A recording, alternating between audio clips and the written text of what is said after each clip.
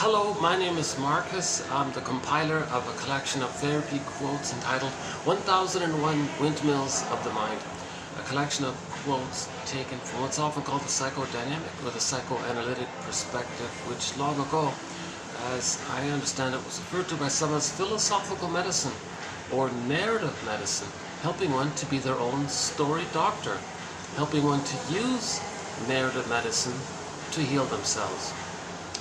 So as I understand it, the basic idea of narrative medicine is when something about ourselves that we don't know transitions into consciousness. That process of the transitioning into our consciousness, the metaphor is Hermes is flying across, a messenger from the unconscious to the conscious, or a bird flies across. And then we get awareness of about ourselves that we didn't know before. That means we have more of the self, more feelings, more embodied, make more sense, access to feelings, loving life, basically, right?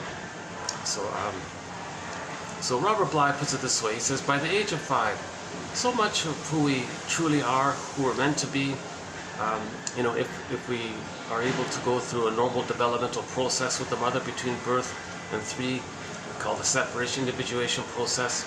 Okay, again, the psychological birth of the baby just doesn't magically appear with the biological birth. Okay, following the biological birth, the child needs like an extended paradise kind of period with the mother for the first 4 to 5 months. And then he starts to kind of hatch out and practice with the process of knowing himself and having a self-concept and getting to know who he is. That takes place from 4 to 5 up to 36 months. And there's sort of like it's like phases within there. So if the child's allowed to go through that, if he gets his needs met during those developmental time between birth and 3, so if he gets his needs met, he's considered to have more or less, approximate phrase, the psychological birth, meaning enough memories of having been loved by the mother, okay, and there was a self who was loved, himself was loved by the mother. So in the memory template, in the intrapsychic world, okay, so the interpersonal leads to the intrapsychic, which then expresses itself interpersonally. As above, so below, inside out. So in normal development, the interpersonal is good enough. The child lays down normal wiring, normal pathways, meaning bundles of memories in his brain somewhere, and self-concept, other concept. And but with the psychological birth, the idea is that the self-concept is inclusive of himself. None of this self-personality, ego sub-state, none of this stuff. He's got a sense of self that can hold a variety of feelings, knows his interests, has a wide range of feelings, needed feelings, appropriate feelings. His golden ball is there, he can enjoy the present. Okay? His ego was developed, so he has a conscious recognition of his uniqueness through which he expresses itself. You see, in trauma early on, the ego, meaning our self-awareness of ourselves, that ego doesn't develop, so it stays submerged, or it gets submerged, and it's frazzled up. That's the scarecrow in the Wizard of Oz. And okay, so normal development, the child gets his needs met from symbiosis, okay, attunement, reverie with the mother, from birth to 4 to 5 months. Okay, now the grandiosity, the original infantile megalomania that all babies have, dissipates mainly at 18 months. So between 4 to 5 months and 18 months, he's starting to separate, but he still thinks he's, on the throne kind of thing, right? His Majesty the baby, and all these kinds of things. So he still thinks it's all about him, everything's for him. It's called the world is my oyster phase. Enter that obnoxious song, everybody wants to rule the world. No, not everybody's traumatized prior to 18 months. Okay, and then he's frozen there in that kind of attitude. So let's say he starts to separate from the mother, and now he's getting motor skills. Now he can walk, crawl, run, hop, skip, jump, and him being alive, him having the pleasure of his feelings because he was safe with the mother, and he can maintain his feelings. Didn't have to freeze up his kind of prior trauma with her. Assuming he has his feelings, his golden ball, now he's having a sense of self that's unique. Plus, he's getting these superpowers. Now he feels like Superman. He can do anything, kind of thing. So the mother's not supposed to rebuff him. Just keep him safe so he doesn't break too many things or something. Or doesn't hurt himself by accident. So don't rebuff the child for that developmental phase. Let him think he's Superman. Yeah, new venue here. I'm trying this out here. I'm not sure if, I think it should be okay. I'm just off in this little, like in the hallway in front of the closed meeting room there.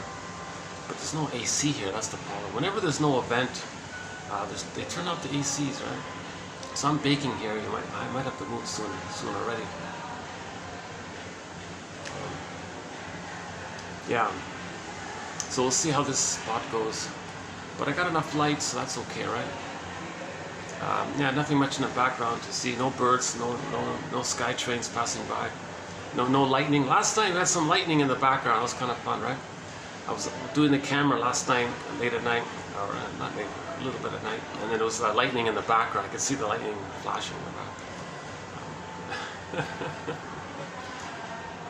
Yeah, I love doing them outdoors. You can see birds and waves and even bumblebees and mosquitoes. I'll take it. You know, sometimes it was once it was a heron, once some loons, a couple of seals. I love doing it outdoors. I don't mind doing it indoors as long as there's AC. Oh my God. I'm baking here already. By the way, this is what we'll be doing today. So in this video, we'll be doing TQ 2714, right? So yeah, page 1 and page 2 here. So this is a typical quantity and quality of quotes that you'll get in each video here. It's roughly 10 minutes worth of reading for each video.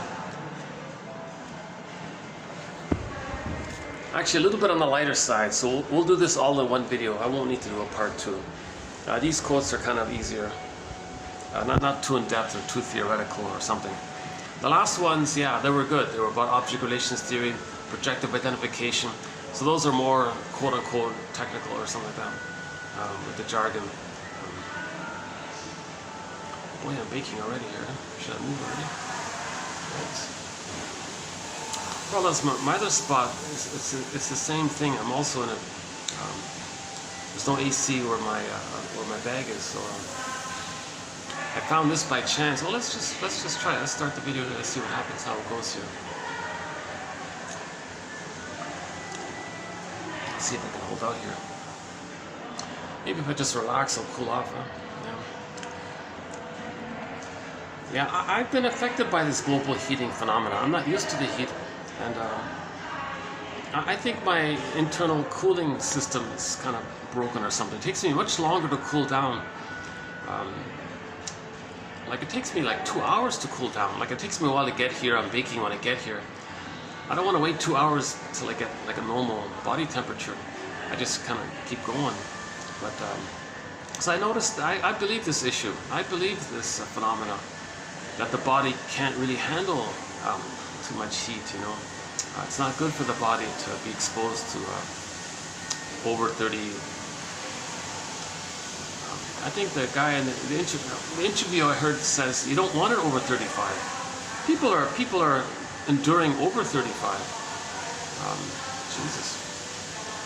Not with the heat index, not that one. Just the basic.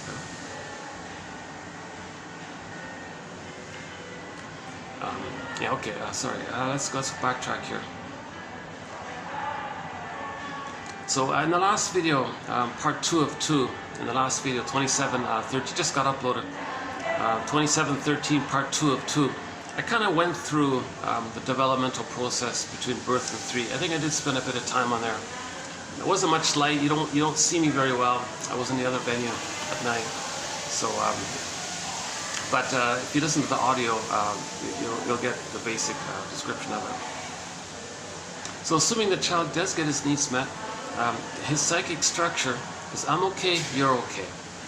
He's a person, mother's a person. So the template of that dimensionality, 3-dimensionality, I'm okay, you're okay, person, mutuality, feelings, okay, and with that developmental byproduct, he advanced, okay, meaning the egocentricity that he's a little god dissipates, the reality ego sets in, okay? Then he knows his uniqueness to which he expresses, there's pleasure, there's joy, okay? And then there's delight in life when he expresses his real interest. We're all unique, but with humans, we've got to be aware of it to express it. And there's the pleasure in all this. So Zaz sings the song, well, we want that. If we're not having that, then we're stuck in the past, feeling that life is passing us by. Enter the quote from the Greenberg film. Again, not a great film, but there's a good quote in there. Shrink said to the guy, you know, you're lingering in the past, you're dwelling in the past. You know, you have trouble living in the present, so you're staying in the past because you feel like you never really lived it. Like the events couldn't be captured in the past. There's no time and place, so it's a timeless ghost in there, and it's haunting him, and he's afraid to. When there's trauma, you can't just forget it. Oh, it didn't happen. No, your life force is stuck with those memories of the past, and your self-concept and your relational unit, your psychic relational unit, meaning the memory you make between you and the mother and the feelings about it, and your life force is into that template set up, and your life force is there, your emotionality and your energy's in there. And then there's a so-called famous split, so your emotional development is stunted. So that's usually what they mean by stunted development, arrested developmental arrest, fixation, and all this. It's in this emotional realm, right? The person can still develop in other areas. They can still get 10 PhDs. They can still win 10 medals or 10 awards. We're talking about this feelingful area. The ability to love and tenderness and caring and the quote-unquote more human side of being human. Right? Karen Horney, one of our mentors, says, we live to the extent that we feel, really. It's about feelings. Yeah? So if the feelings get squelched due to the needs not getting met, so that I feel there for I amness, that's our psychological self or ontological self, it kind of gets stunted, like it's zizzled, like it freezes or something. So the image is that our emotional life, we can create a character, an echo turns to a statue. Echo of the soul turns to a statue. Or in any kind of character in the story that feels unreal, feels numb, feels wooden, feels flat, feels frozen, feels petrified, turned to stone. Jeanette Paris says emotional hypothermia, the jargon is alexithymia,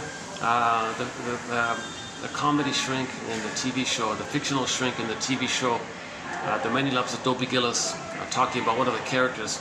He described this guy who was very sensitive and all this as having emotional catatonia. Like, whoa, right?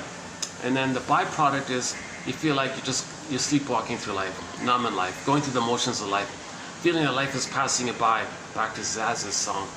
Or people say, I feel like I'm living the unlived life, the provisional life. When does life begin? When do I feel? When do I enjoy something? I got all these things, but I don't enjoy it, kind of thing. So we live to the extent that we feel. So either we're loving life, okay, differentiation, self-concept, conscious ego knows the uniqueness which we express, so we're loving life. If that isn't there, and we didn't differentiate, so number one, we didn't differentiate from the mother. Okay, in the beginning, the self-concept and the mother concept in the child's psychology is blurred, it's fused. He needs to feel safe to separate, to hatch out of it. If he's frozen in there, oh my God, he'll be very angry by this. He may even identify with her, act like her, think he's got to save her first to get her love, to know himself finally. So he's going to be dysfunctional, never knowing himself, being fake, imitating the mother, treating others the way his mother treated him. I think he's got to save her all the time. He's angry all the time. Hate, greed, envy, spite, vindictiveness, schadenfreude, injustice collecting or grievance collecting, can't mourn, so immense contempt and sour grapes, a so-called fabric of victory, constant chase for the glorified self, the idealized self, the constant chase for the image that he's perfect enough to fuse, to be the good breast for the mother to feel love, so the mother can return and give the person love. So this is in the psychic structure. If the self-concept is fused in with the other concept, oh my God, the yardstick will be everything or nothing. Like for the baby, the feeding experience is everything. The nursing experience for the baby, the breast mother is like a bountiful, beautiful, like a goddess or something. It's everything for the child. And he's special and one with it. So the yardstick is kind of from there. Everything or forget it, hate it. So the idealized, devalued. And then if the child has this so-called psychic splitting in his mind, that leads to prejudice, the repetition compulsion that caused it, thinking that when you repeat what caused it in the present, thinking you're still in the past, that you can magically change the past. So we're not making sense. Okay? So we're dysfunctional. Okay? So dysfunction or neurosis is the petrification of an inner conflict that's repressed. Inner conflict, of course, simple, basic, classical conditioning. So the baby has a sense of self, but there's needs there. To develop his sense of self, needs got to get met. So baby has needs for his selfhood and self-development. Needs, mother misattuned, malattuned, doesn't get it, unavailable, uses the bottle schedule, uses the baby, shames the baby, doesn't want the, all these kinds of things. Okay, then when the needs don't get met, then the baby's gonna have all these distressing feelings. Okay, fear, anger, rage, helplessness, hopelessness, powerless, persecutory anxiety, depression. The baby will have what Masterson's term for it is abandonment depression, just a wide range of unpleasant feelings. Okay, so double insult, right? Baby has needs, mother doesn't get it. Baby communicates via his feelings. His feelings are the signal, the sign, or even the symptom, let's say, that his needs aren't getting met. Mother says, oh, what do you want, baby? I don't know, I can't please you. Don't bother me, baby. Get over it, baby. Toughen up, baby. Come on. Oh my God, double insult. Okay, mother ignores his needs. His cry around that, double insult. What does the child do? How does he cope with this? Okay. So, simple, basic, classical conditioning. He associates his identity, his needs and feelings with all that pain. Doesn't want that kind of pain. So don't know yourself, don't have needs, don't know your needs, don't express your feelings, don't know your feelings. It's called alexithymia. Don't know what you need. So there's like the freezing. So there's the soul is kind of frozen. So echo becomes frozen, or our inner life is stuck, or something like that. Yeah. Now the recognition of this is delayed onset. We recognize this kind of thing roughly at around midlife. We feel safe, we're a little older. And now we're wondering, yeah, something's off here, something's missing here. Okay, that's the clue. You're getting a glimpse that you were sleepwalking through life all the time. The personality buffers it, the personality keeps you excited and moving, and you're chasing and all this.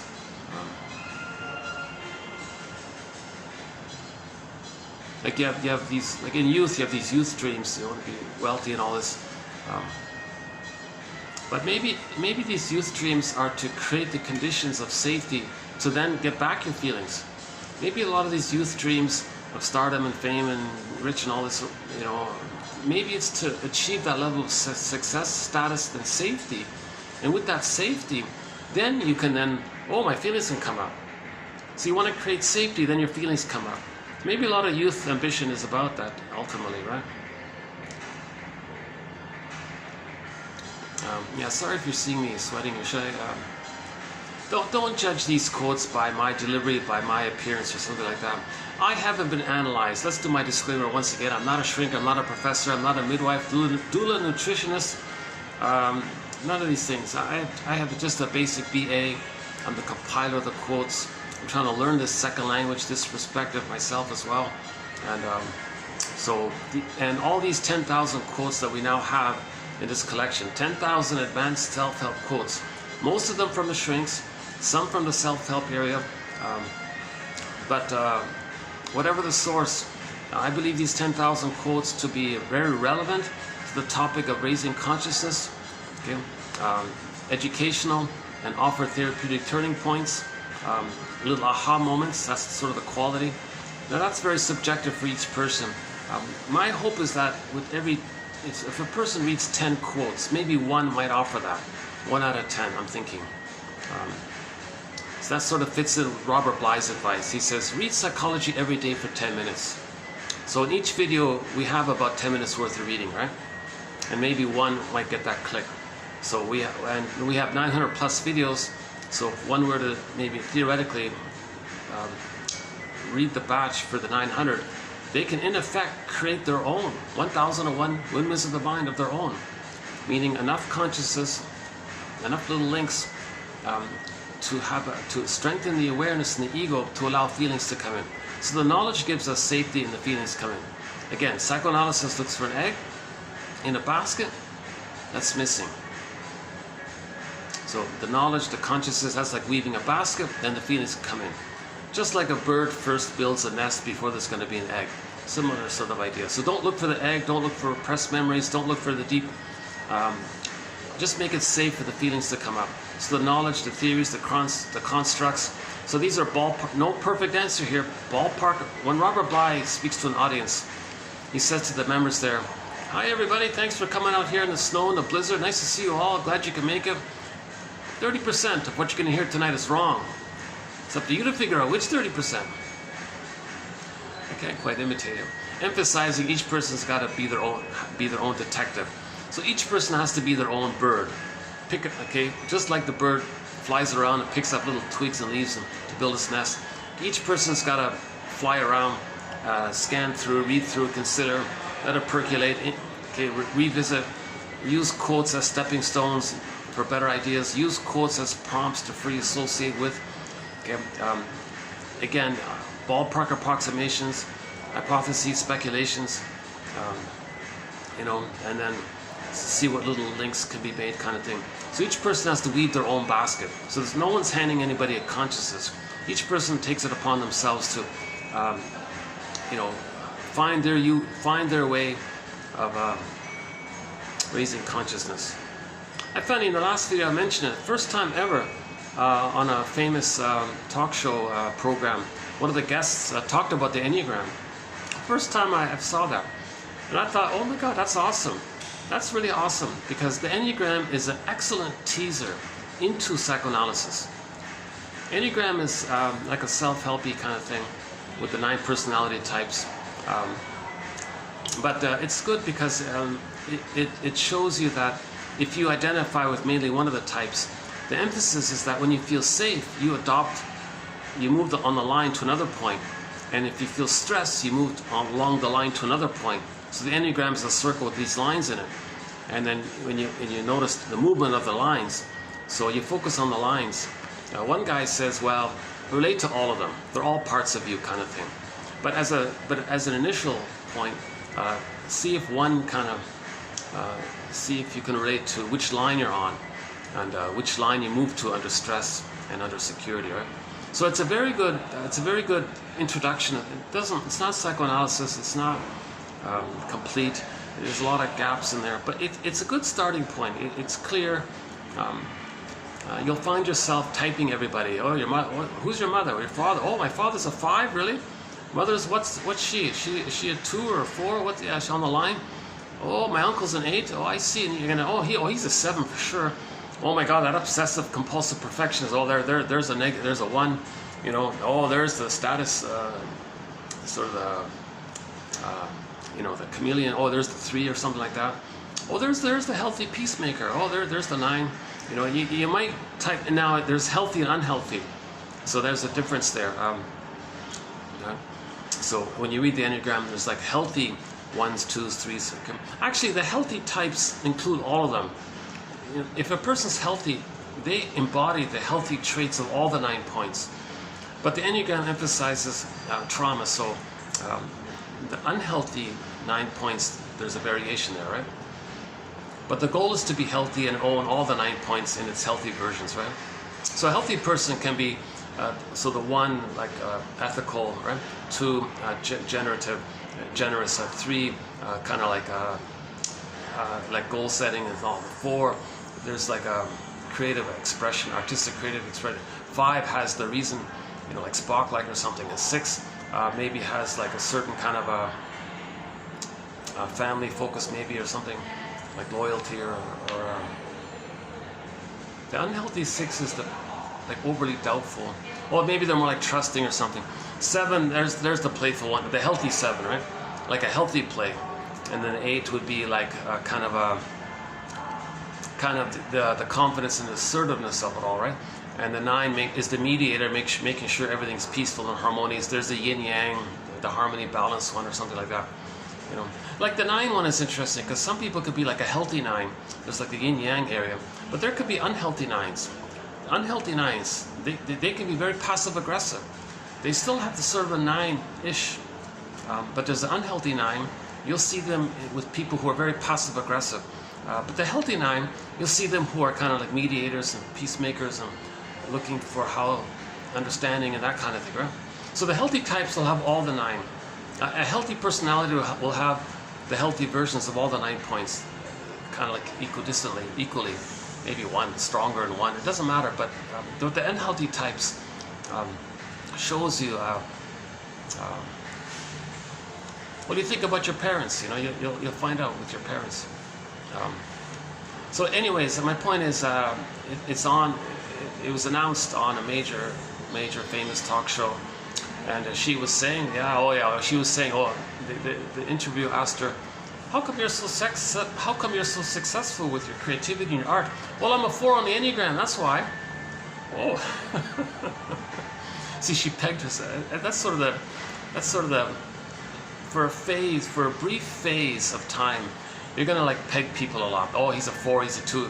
That's just a phase. You'll outgrow that. It sounds like maybe she was still in it, right? Oh, I'm a 4. That's why. So the 4s are considered to be sort of the artistic, creative ones and all this.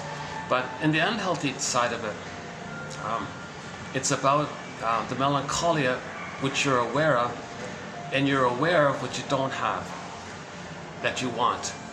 If you're aware of what you don't have but you want, and your creativity may stem from this point, right? So usually the artists are like that. They can't grieve, pining for love. They can't mourn, melancholia, but they know they want to heal. So they're expressing this dilemma, the hope and the fear and the wish and these things. So, and we can relate to it. A lot of us can relate to this common dynamic of inner conflicts, right? So they express creatively our inner conflicts. That's the 4 types, right? So the brooding, melancholic, that would be like a more unhealthy 4.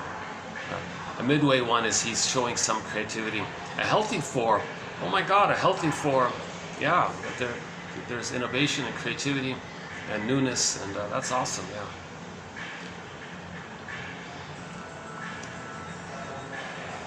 Yeah, I'm still having tech issues with my phone here, so this will only be a 2-hour video, unfortunately.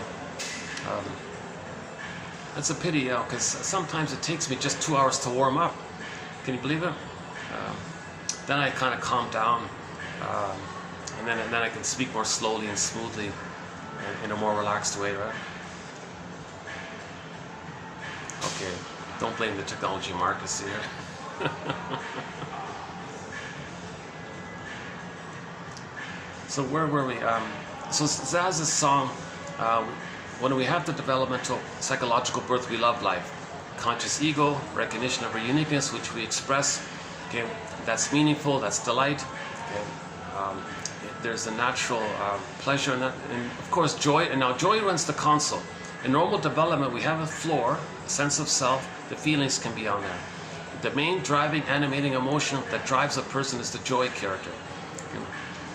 So now when we have our feelings, our vitality feelings, a range of feelings, by the way, joy can step aside to let sadness run the console when we need to admit a loss. We admit the loss, the reality of the loss, feel that loss. Okay, then joy and sadness can swap seats again, and joy can run back in the console. Then we can love life, enjoy life, and express our uniqueness in the present. And when we have joy at the console and differentiate psychological birth, we have the capacities of the real self now, as described by Masterson. Mutuality, making I statements, okay, and then knowing your interests, of course, and being able to make I statements is intimacy, meaning you're not going to transfer some problem with the mother in the past into the present. You want the person of the present to be a better version of the past. Thinking with your fantasy can change the past, because trauma in the past, there's no time. So the pain of the no time past, you see it in the present, and you're distorting this kind of thing. So in the psychological birth, you're in the present. You're in the present. You're not distorting the present to fit some painful script from the past, wanting to update the script, get a better script. It doesn't work, because nobody in the present can invent a time machine, take the tube back, change the past, come back. It doesn't work. So when we're loving life, we're more in the present. Our life force is in the present, and you can love the person in the present, right? Not see in trauma, that's the relationships. They're still bogged down in the past, so they're going to transfer the past interaction in the present. The partner in the present triggers the person of the past. The chemistry, the wiring lights up. So you're excited with the mother. That's called falling in love. Now you're spellbound. You know, puppy love, infatuation. You're getting all this excitement because the baby was in a blissful, excited place. Let's back up a sec.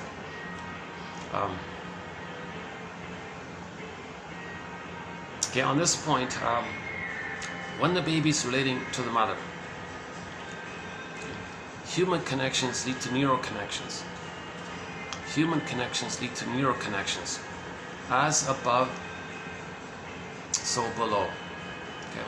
So the interpersonal lays down the wiring. Baby's brain is malleable, laying down the memories based on the interpersonal, and it sets there. Now let's say there's a problem there. Didn't differentiate. Identifies with the aggressor. Doesn't know himself. Didn't feel safe with her. Okay, there's a problem there with the mother. His life force is in there. Okay. And he's stuck there, he's frozen. Okay. And his energy's in the past. Okay. So, he's going to go through life looking for the one. Meaning, when he meets somebody later in life who has a similar psychology to the mother, that's going to trigger the electricity neural wiring with the mother. So the person in the present just triggers up all that excitement and pain with the mother. But the person in the present, it seems to evoke the positive hope that, oh, there's the mother again, and now you were waiting for her to change her ways. So that's why the play is titled, "Oh, I love you, you're perfect, now change, please." So the baby's in a blissful state, but he's in pain. Okay, so he doesn't want to be there. He wants the mother to come back and correct it, kind of thing. So in later in life, okay, you meet someone who reminds you of the mother. Okay? The electricity with the mother comes up. Now that's that spellbound, excited feeling that the baby had but forgot with the mother. Babies in the uterus are in the blissful Garden of Eden, Shambhala, Shangri-La, Nirvana, great participation mystique, this blissful, exciting oneness with the big power. It's a very exciting feeling, but that's early on, but it's recorded. The person in the present triggers that, but you're older, you're conscious, so now you're going to feel the consciousness of it. So now you're going to attribute the person in the present to what you're feeling now with the mother in the past. That's called transference love. Okay, so you're not. So the issue is the person in the present. Your fantasy is that they're going to pick up where the mother left off, be a better version of the mother, so the person can get their needs met and get their developmental wiring, proper wiring laid down. But the person in the present can't zoom back. There's no time machine. The person in the present can't be the good breast mother from the past.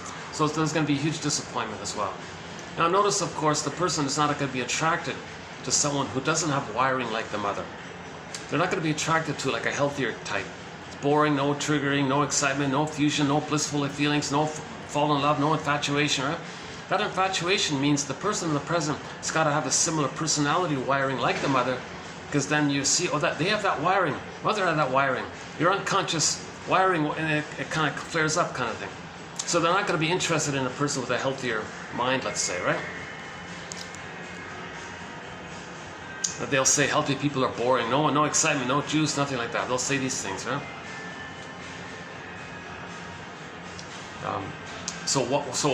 Another part of why this takes place is this innate drive for healing. Innate drive for healing. The person's going to be attracted to that person to consciously know the frustration he felt with the mother but forgot, because he'll relive it. That partner, who's the same like the mother, is not going to provide the love that they wanted. Right? So now you're arguing with the person in the present. Oh, change, do it right. Oh, come on, why you're quarreling? Now remember, she's doing the same thing with you on her side, right? So you're both quarreling like this. So let's say on the one side, he's getting frustrated because she has the same mind like the mother. The mother frustrated the baby. She has the same mind like her. You're reliving this whole thing to revive up the disappointment and be aware of the pain and frustration with the mother, to finally get an aha moment. Well, that's why I'm so attracted to her. So I could learn the frustration I had with the mother. And I got to give up this infantile fantasy of getting those old needs met. I gotta realize I'm not gonna get it anymore. That was a one-time deal. Enter the song One Way Ticket, the pop song, the disco song. I can't play it on my laptop. YouTube blocks the thing, right? But that's not a bad song. One-way ticket. It was like a one-way. Right? You can't still, like fantasy, go back and get that what was missing. It doesn't work. The idea is to be aware of what happened. The awareness, Hermes flies across, the bird flies across. Now you make little therapeutic turning points. Okay, that awareness, the metaphors, the past is captured, the ghost is laid to rest, life force is freed up for the present. So Hans Lowell talks a lot about this. Huh? How are we doing here? I really hope I'm not bothering you downstairs. Anybody? Let's take a quick peek. Let's see.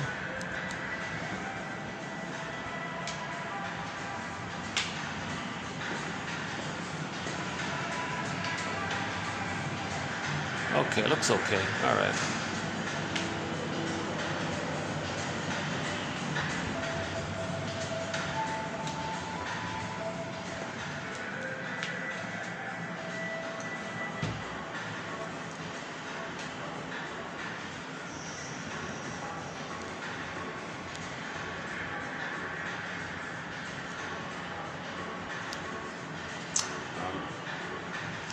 Maybe I'll do half of it here and half of it at the other spot.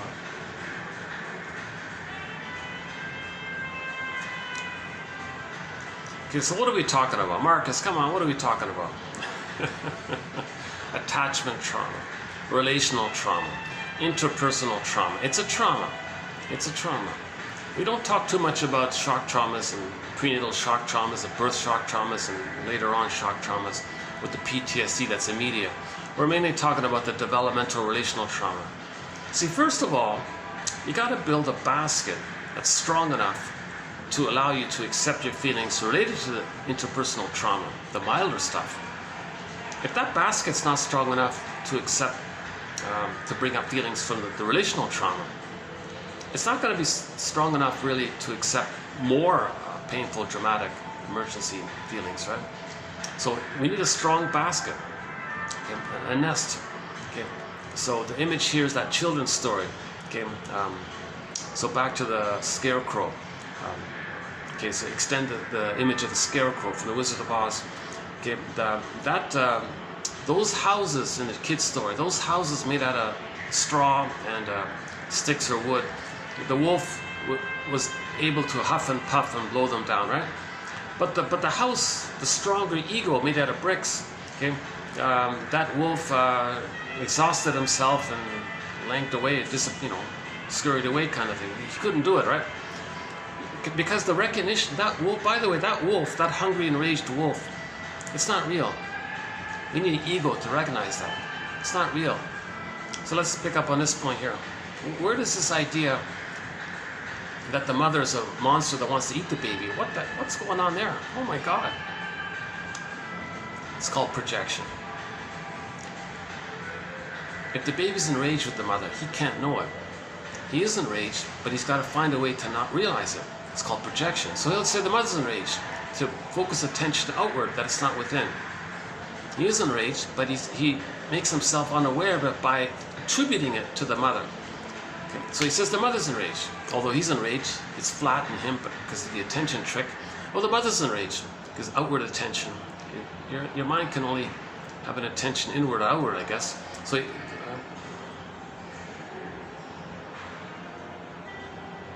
yeah, let's pick up on that one later. Yeah. So he's going to project, see what belongs to him. That would be too painful to admit if you were to accept that it belongs to him.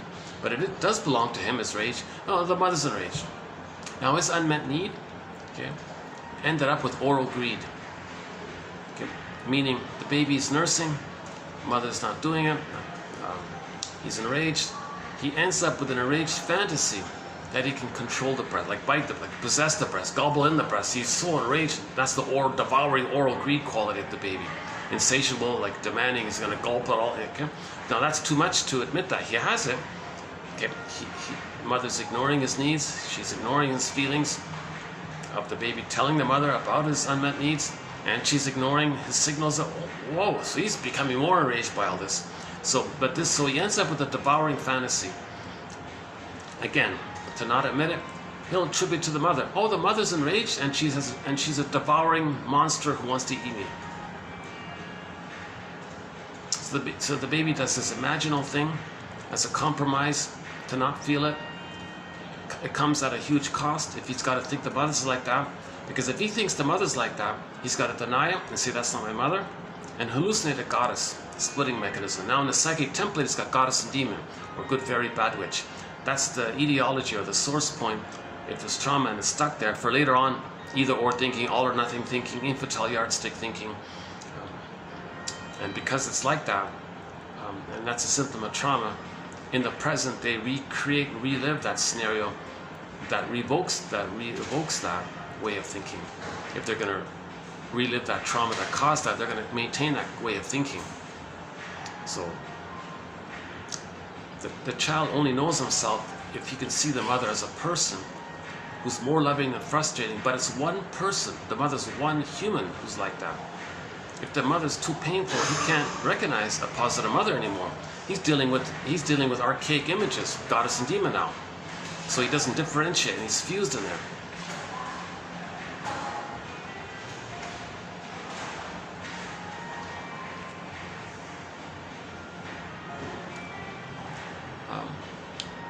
This happens sometimes. I go off on a tangent, and I'm trying to remember where. I'm trying to go back to where I diverted from.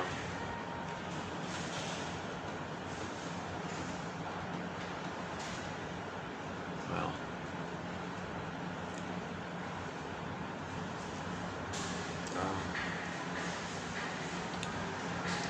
okay, so Zaz's song. So in normal development, we love life, golden ball, sadness could be there, a range of interests.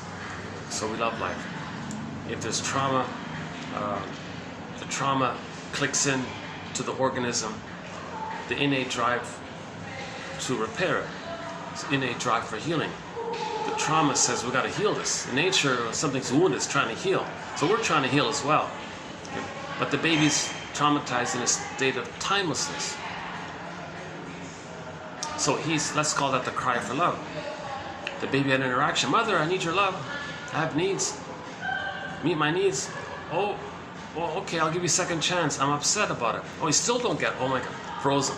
Click in. Repeat. No time. Repeat. No time. So imagine a 45 record with one tune.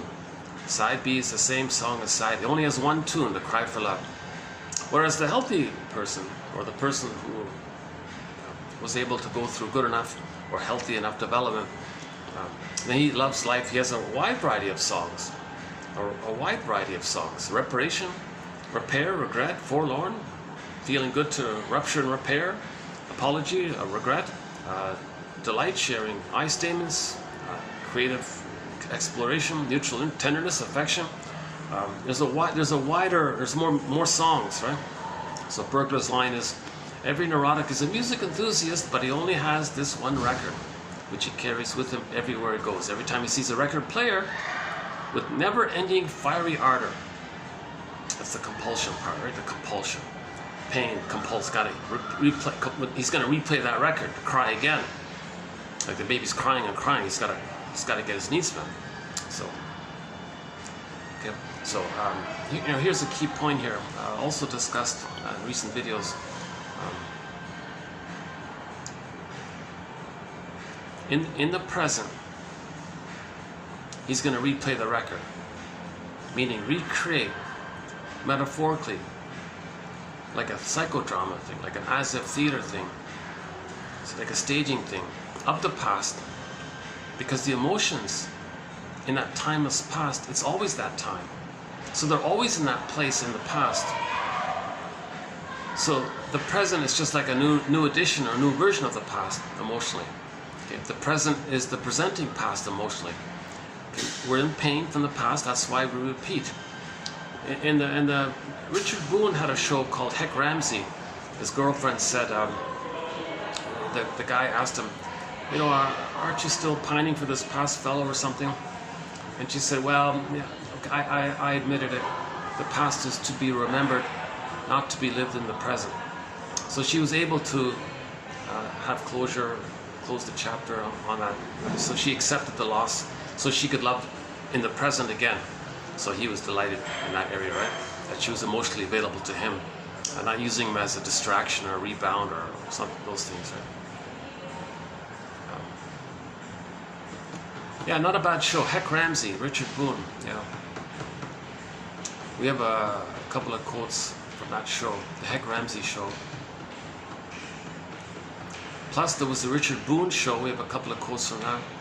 I think we have a couple of quotes from the earlier one when he played the character Paladin, right? Yeah, like the old or 60s, 50s, 60s, 70s. Yeah.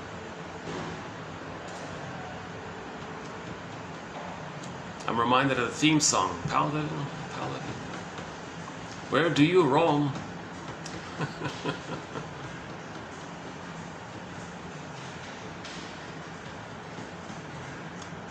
So Heck Ramsey was sort of like an elder sequel, sort of like a sequel basically to the Paladin show, right?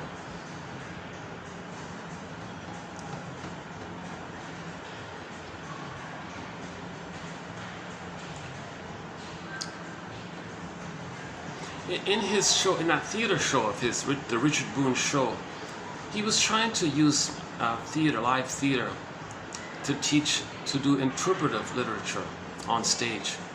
So literature is escapist or interpretive, helpful. Right? So that's our first quote coming up in today's video. Okay, so he discusses the difference between escapist literature, just whimsical, pleasant, just escape, but don't think, don't feel, don't learn, just escape. That's escapist literature. But some literature is like therapeutic, to highlight something, make you aware of something, make you know more about yourself and others. That's interpretive literature, they call it. So that show, the Richard Boone theater show, was more in that interpretive theater area, right? Actually, a lot of those theater ones might have been an attempt in that area, right? And some shows are like that, like Judge with the Defense, definitely, I think that was a good interpretive area. Okay. Shows that have like a psychological drive underneath it to teach. You know, that Drop Dead Diva show, there's a little bit of that in there. You know, it wasn't totally escapist, that one. And The Fugitive was a bit like that, the original one. Route 66, many of the episodes in Route 66 were psychologically minded. If you go to TQ 2599 in the channel, type it in at 2599, you'll get some excellent quotes from that classic TV show Route 66. Those were interpretive TV scripts. So you're going to have TV show scripts that are escapist or TV show scripts that are interpretive. Most TV show scripts are just escapist, right? But there's some that's interpretive. That's what we need. That's the healing. That's the story doctor. That's the narrative medicine, right?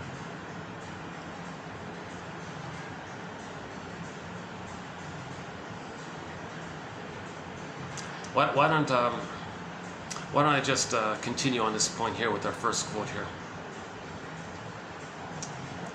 The point, so I kind of loose end there. Okay, before that, let's backtrack. That record we're talking about, that 45 record in the new situation. On the record, there's the memory of the baby being shamed by the mother. In the new situation, they're going to relive that in every new situation, because the trauma repeat to get the love that was needed. But the present isn't the past. But the emotion doesn't know that. So the present is going to be still the past. It's timeless. It's infinite. No time. There's no time. It's infinite mourning, timeless mourning. So the present's always that time. So they're always replaying that record. So what was on the record? They were shamed by the mother. So in the new situation, depending on the severity of the trauma, it takes two forms. In the more severe cases, meaning trauma before 18 months, before the grandiosity had a chance to dissipate, when they replay the trauma in the present, and the person is traumatized before 18 months, and whereby they develop one of the stinger personality patterns, narcissistic bully pattern, Iago pattern, and the variety of narcissistic patterns, all the negative personality patterns that we're familiar with, right? if a person develops one of those stinger personality patterns, the ones that develop due to trauma before 18 months, okay, in the new situation, when they replay their record, on the record it says mother shamed them. In the new situation, they want to stage it. Now, because their trauma is more severe and more painful, when they replay that trauma, they don't want to recreate with others how the mother shamed them. It's too painful. So as a defense, they feel that pain, but as a defense against that pain, what they do is a mechanism known as identification with the aggressor. In the new situation, on the record, it says mother shamed them. They'll say, okay, I'll play the mother. I don't want to play me anymore. I'll play the mother. But the record says mother shames them. Okay, well, fine. I'll just see someone else as me. And I'll shame them, thinking that's me. Hence the stinger. Get it? The record says mother shamed them. Okay. So interpersonal leads to intrapsychic, which then expresses itself interpersonally later on. As above, so below, inside out. So on the record, because we're talking about the stinger personality patterns, right? The ones who are more pained. The stinger personality patterns, because the mother it was a strain with her. Again and again, miss a tour and bottle schedule. She's so annoying. She doesn't, she's stubborn in her negativity. And maybe she's using the baby to meet her needs. Maybe she's exploiting the baby, abuse of her power, doesn't know what she's doing. And the child's again and again being strained by this. Never feels safe with her. His sense of connection with her is to imitate her. And all babies want to save the mother, so if they imitate her, maybe that's their way to constantly try to save her. If they make the mother feel that she's seen by the baby, so he's imitating her. Plus the baby's got to have some kind of sense of a connection to the mother, but they don't have a mother. They don't have that secure attachment. They only have the pursuit of a fantasy of one day getting the love from her. But in that ongoing pursuit to get her love, they got to save her. So in the ongoing attempt to save her, while needing some connection with her, they're imitating her. So they identify with the aggressor. So their emotional development, first things first, they got to get the love to have their emotional development. So they're still in that primal, so-called pre-Oedipal area, right? They're still looking for that primal, basic love they never got, right? So new situation. The record says mother shamed them. Okay, that means in the new situation, they're going to recreate that. Mother shames them. But with the stinger personality patterns, because they've identified with the aggressor, they're going to play the shaming mother who shames them. Ouch. So they got to see them, their childhood innocence, onto a non-threatening substitute other. So in their psychotic fantasy or something, an innocent person is their innocence. They play the shaming mother. The record says mother shamed them. But they're going to see them onto the innocent other. Oh, there's me. I'm the mother. They shamed the other. The non-threatening is a person in their own right. But the person doing this is in this compulsion not to relive the pain with the mother. So they're playing the shaming mother. Hence the stinger personality patterns. Okay, so they shame others to replay the record of how the mother shamed them. Okay, so the idea is that they find a non-threatening substitute other to play their innocence. They play the shaming mother.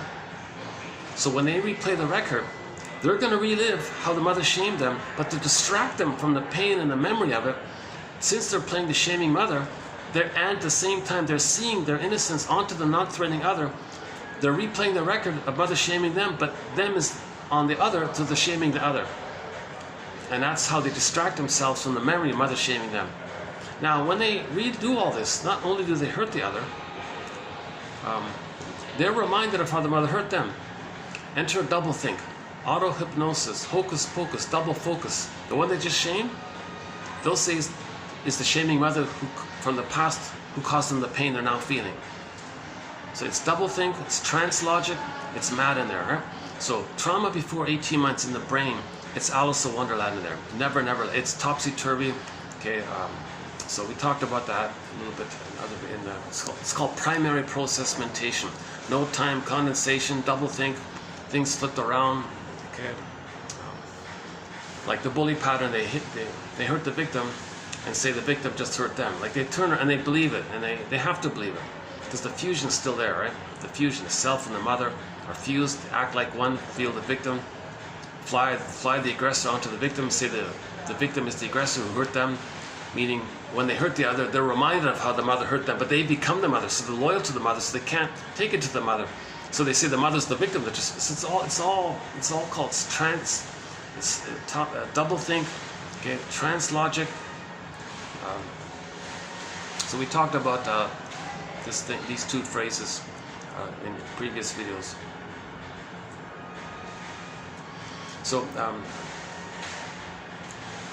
okay, that's an important theory, identification with the aggressor. It doesn't make sense because really shaming others is going to heal you from the nursery. Doesn't make sense. You're just replaying the record. And in the last video we talked about how the emotional development got derailed like that. Then they hate the humanists. They hate the more human, quote-unquote human side of being human. Trust, empathy, kindness, tenderness. They hate all that because it was hated in them. They've identified with the hater. To have the mother, to be loyal to the mother, to save the mother, they gotta hate the way the mother hated. So they hate tenderness, affection. Now the clingers, okay, they're in a tough spot. They're ironically still on track. If the child can somehow maintain his identity post 18 months, but he's frozen between 18 months and 36 months, the grandiosity, he passed that grandiosity phase, so he maintains the humanness. So he accepts feelings and vulnerability, and he's not okay and all that, right? See, the stingers, that I'm not okayness, they say, is onto others. They take refuge in the old archaic belief that when they were in the uterus, they were on the throne. So they say they're okay from there. And it's addictive like that, because the fusion, the symbiosis is addictive. Later on, it's addictive if you're experiencing that fusion kind of thing, right? Plus, you identified with the aggressor, okay? So, if you're one with the mother and you're acting like the mother, you're maintaining that fusion. So, it's very addictive like this. So, acting like the mother maintains your original grandiosity. Being with the mother, fused with you, so it's very addictive like that. So in other words, grandiosity, hate, greed, envy, spite, vindictiveness, schadenfreude, injustice, collecting, archaic slogans like my greedy, your greed, either or thinking. This is all very addictive because it keeps the person in the fused state. Okay? It's the fused state.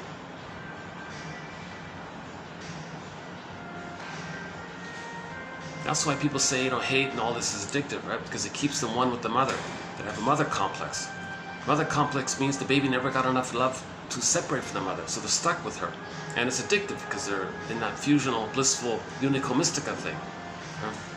And when they imitate the mother, they're one with the mother. So it's addictive already, right off the bat, just from there. Plus, infused with it, mother got some pain relief when she shamed the baby. There's the schadenfreude. Plus, there's a pain so utter, it swallows up. You get the endorphins, the swoon. So now they're getting this numbing thing. So the pain part is numbed over. They got the blissful oneness feeling. And they split it off, so they're numb on one side, blissful excited on the other side. So you got the pain, numbed, split off, blissful oneness with the mother, excited on the other side. Yikes, So that's the stinger personality patterns are considered.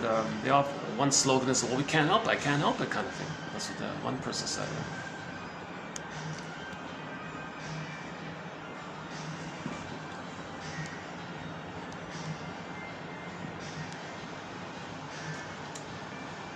Well, see the security camera's right there, right? So they would have kicked me out by now.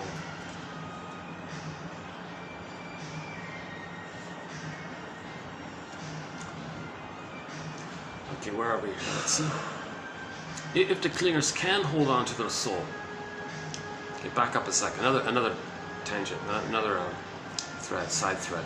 Then we'll come back to the main road. The baby has paradise in the uterus.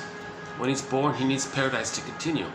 If the paradise is not there, he may think just simply directly, since he's everything, it's all him, he's the center of everything.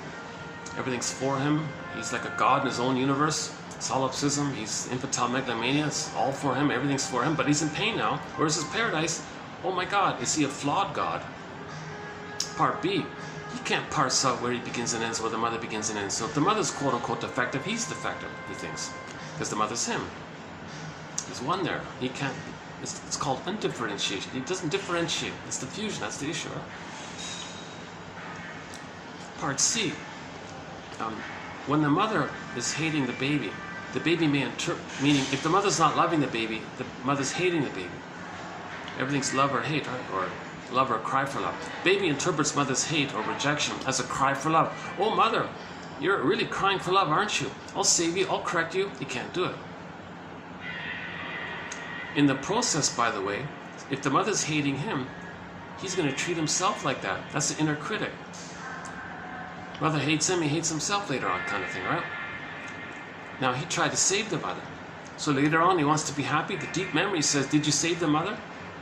The deep memory is the child's own false belief that it was his job to save the mother. So he's got the inner critic. He wants to stop criticizing himself. The voice says, did you save the mother? No baby can save the mother. Okay, so the basic point is the child thinks he's defective or flawed or no good, okay, because the paradise is lost. Thinks the mother's him, and he couldn't save the mother. Insult to injury. He's got to lie to himself. See, the mother's a goddess. Or he violates something. It's called invisible crime, psychic crime. Feels guilty by lying to himself, betraying himself like that. That's like a kind of like a doing kind of thing, like as sort of like later like develop above the underlying shame, guilt for doing, shame for being. So you add those 4 points up. He thinks he's no good. All babies begin briefly, temporarily for the first few weeks. I'm not okay. Again, mother must be seen as okay. You put a dash between the M and the O in the word mother.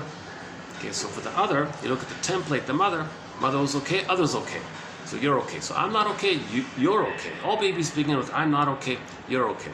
I'm not okay. Okay, all babies begin with that. Again, in normal development, it gets sorted out. Existential here say I'm okay, you're okay. But if the child ends up with a stinger personality pattern, he can't maintain that. Mother shaming him again and again, he can't do it anymore. So it's there. He'll say, no, others are not okay. He'll regress back to the infantile God throne thing. Oh, I'm a little infantile God. It's addictive. Keeps him excited. Cynicism gratifies it. Schadenfreude gratifies it. All this dark humor puts him one up, others down. All kind of humor that puts him one up, others down, that'll do it. So his mindset will be, well, I'm okay, you're not okay. But whenever someone says, I'm okay, and then they say, you're not okay, oh no. The only way to have that I'm okayness is if others are okay. In normal developments, I'm okay, you're okay. Okay, so when they say you're not okay, they're talking about themselves, which they can't admit anymore. It's too painful to admit it. To not feel the pain that they would feel if they were to admit it, they say others are not okay. It's a trick of the mind, it's a psychic defense. Okay, so defense mechanisms are in the mind called psychic defenses. Operations of the mind, maneuvers of the mind, mechanisms of the mind, Lachlan has a book called Mental Mechanisms. Okay, these are to distract a person from the anxiety that they would feel if they were to admit the truth. So they're lying to themselves, but it's an attempt, but they have a reason for it. So the stingers say, you're not okay, I'm okay, you're not okay. Now the clingers somehow manage to not cross over like that, so to speak. They're still on the developmental path of I'm not okay, you're okay. But they're frozen there between 18 months and 36 months. So they're more childlike, but the child is human. They're on the human path, but it's vulnerable, it's tender, it's sensitive, they're foolish, they're childish, they're naive, silly, little children still. 18 months, 20 months, 25 months. They're still like a little child like that in the emotionality realm. Now the stingers hate all that. They've given up on that. That's derailed. They didn't stay on that path. Their emotional development got like derailed like that. They just play infantile God and hate the humanness of it all. So they reject the quote unquote more human side of being human, of empathy, trust, care, etc. And they're just in the pursuit of glory, the way Peer Gynt and Don Juan and Playboy search for glory. Okay, the status, prestige. Okay, that obnoxious guy in the Pied Piper of Hamelin was singing the song, oh, who cares about feelings? I just want to be seen as number one. He sang the song about, I want to sit on the throne and let everybody admire me, I'm number one. So he's just searching for the infant high chair tyrant, high chair throne thing. His Majesty the baby thing, right? Jeanette Paris talks a lot about this. Sanford calls it egocentricity. Burgle calls it infantile megalomania. Karen Horney, one of our mentors, calls it the search for glory, like that, meaning the glorified self, the idealized self. That's their identity. It's a regressive identity that once upon a time in the uterus they thought they were a little god. The world was my oyster face.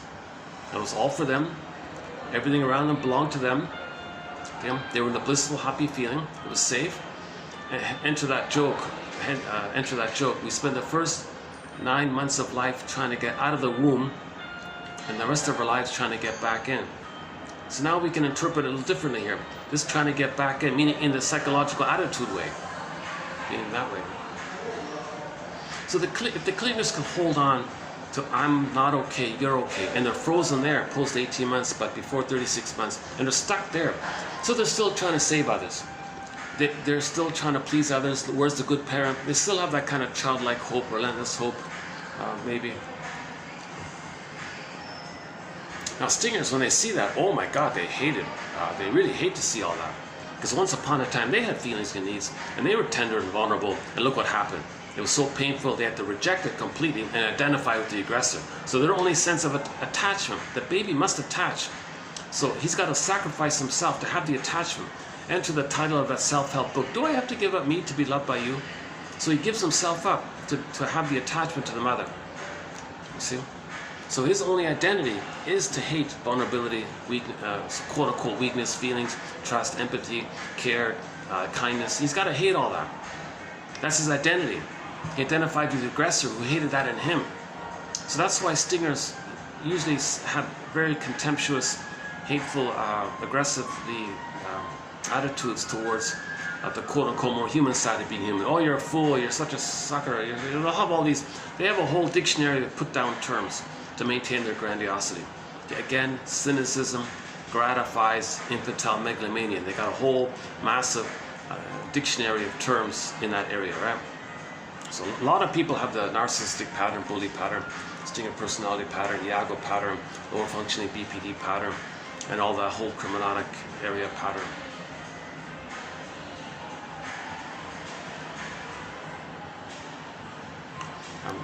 So stinger personality patterns don't make I statements. If two get together, scapegoat hunger. Okay, because they don't want to direct the anger at each other, so they direct it at a third. So they find a non-threatening substitute third, and they agree to hate the third. That's called scapegoat hunger. It could be for the children, it could be for others, prejudice, etc. So they got scapegoat hunger, slogans like my greed, your greed. Remember the hungry wolf image the baby creates? He identifies with that. His later on life slogan will be, well, if I'm not greedy, then I'm going to be the baby eaten by the wolf mother image that I created. So it's eat or be eaten. So he'll be the aggressive mother. Because if he's going to be himself, his mother's going to eat him. So he says eat or be eaten. Nonsense. No mother wants to eat the baby. But the person operates from the emotionality of that perspective. So later on they have that slogan. Right? And that's a sign of trauma. If you hear that slogan on YouTube, someone says, oh, eat or be eaten, my greed or your greed, my envy or your envy, that's a sign of severe trauma. It's called perverse thinking. The shrinks call it perverse thinking, perversion thinking. The way that guy in the film Claire's Knee sees a woman's knee and has the giddy excitement, the way a baby would be excited if he's going to be breastfed. He had that same emotionality, thinking that the woman's knee reminded him emotionally that when he's a baby, he saw his mother's bosom and he got excited that he's going to be one with the breastfeeding experience. He had that alive in the present when he saw that's called a perversion, right? The fetish is called one of the perversions. That way of thinking can be applied more generally, more broadly. So the shrinks call these kinds of things like my greed or your greed, okay, either or thinking, prejudice, that's all perverse thought. That's all, it's in the primary process mentation, it's a whole different thing in there. I remember in one of Bergler's books, he was arguing with a guy or something, and Bergler directly said, really? Do you think that the conscious logic is the same as the unconscious logic? And he got it at that point, right? The unconscious logic is called primary process mentation. It's the dream world. Right? it's you see something hurtful, but someone says it's good and you believe it. And they tapped into your own identification with the aggressor. Remember, identification with the aggressor, you take as your mind to mother's mind and evoke that in others. Get others to believe you, to tap into that psychic template. So a lot of propaganda, advertising, they'll confuse you and say this is good. And they go, oh yes, I agree, I believe that. They hypnotize you like that, open to suggestion. Because the baby was open to suggestion. When the mother traumatizes the baby, he's immensely open to suggestion. So he takes the mother's voice as his voice. So we see that template is there. That's why so many people are so easily willing to parrot and repeat, because they want to please the mother. People who parrot and repeat nonsense because they want to please the one who's saying it. The guy who owns the blowhorn, oh, I want to please that person. The emotionality is the baby wants to please the mother. They're still trying to please the mother. So that's called trance logic by Martin Horn. In our collection here, I think we spent 4 videos on that challenging topic. That's a tough one. I really struggled with it. I think we made a little bit of headway in it. That'll have to be updated. That's actually the newest thread added to our 60 threads. We have 60 threads here. That trance logic topic was the most recent one added about a month ago. Passive aggressiveness was also a recently newly added thread to the collection. And psychoanalysis of art also is new.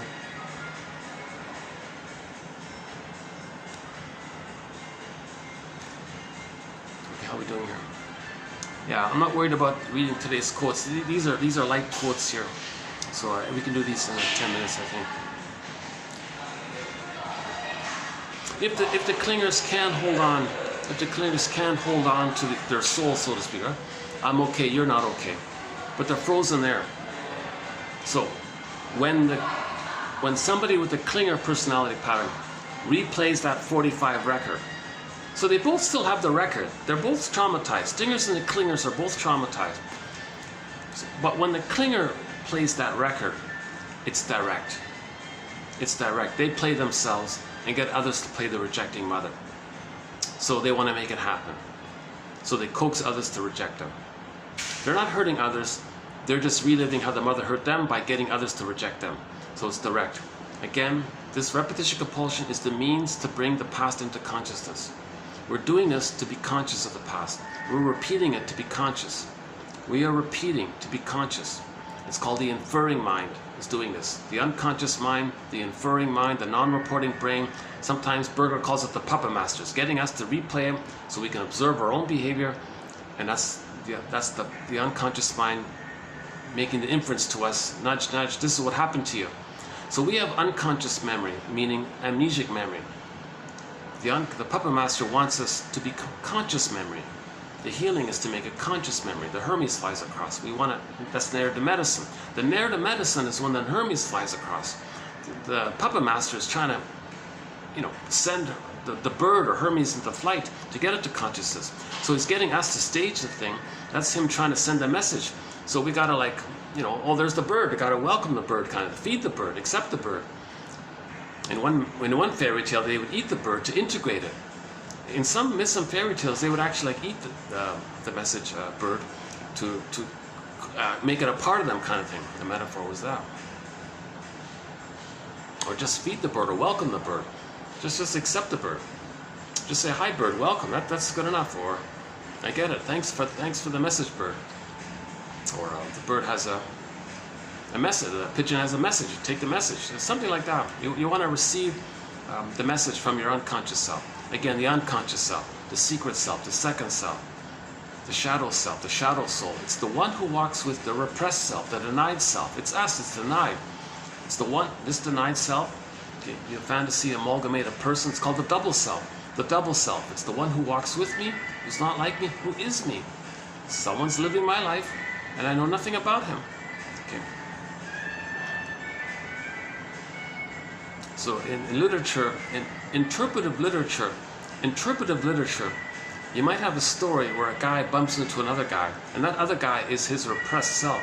And in the literature story, we learn about how he's got a dialogue with his double self, Then he gets better. Phantom of the Opera, singer dialogues with her double self. That scary dude in the basement's not some separate character. It's a fantasized imagining character of how she feels in her pain, shame, rage. So she dialogues with her wounded self, accepts that, has more of the self, comes on stage and is a better singer because she makes more sense. She's a better singer. In that film, that uncertain feeling, the young lady had a very cheerful demeanor, but she was sad underneath. Enter Heart's song, Dreamboat Annie. Sad faces, painted over with those magazine smiles. I'm not in the mood for it. Sometimes I'm in a good mood, I might be laughing. I guess today I'm not in the best of moods, yeah. I'm having an off day today too,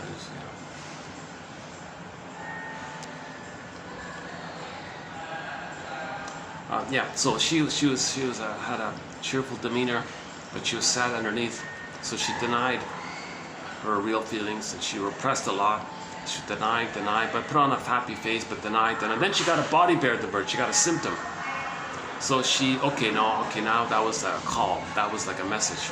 Her feelings are trying to get her attention. Her double self is saying, hey, come on, listen to me. I got feelings here. You're denying me. And the physical symptom came out. So physical symptom is an expression of your feelings. It expresses your feelings, but it hides your feelings, and it's stuck in the body. So the image is conversion. Water converts to ice. Water converts to ice. Feelings want to be accepted, the wave, but you reject it. It goes in the body and turns into a physical hardened symptom, like a backache or something, or any kind of physical ailment of some type. So the physical symptom is like the body bears the burden. The body's holding it. The symptom is holding your feeling, and it's causing you that pain. It reveals, it blocks, it conceals, it communicates. It's a symbol for, it's revealing it. It's like art. Somebody said symptoms are like art. Why? Because art shows you feelings. Well, symptoms shows you feelings. That's a challenging idea Jeanette Paris had. But the point was made, right? That symptoms express your feelings. Just think about how art expresses feelings. But don't glorify your symptoms. Don't see, Sarno says people have symptoms simply as a distraction technique, as a distraction from your real emotional pain. See, if you have emotional pain, you get a symptom, the temptation is, focus on the symptom.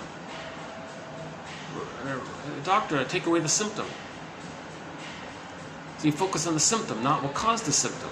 So the symptom distracts you from the emotional pain.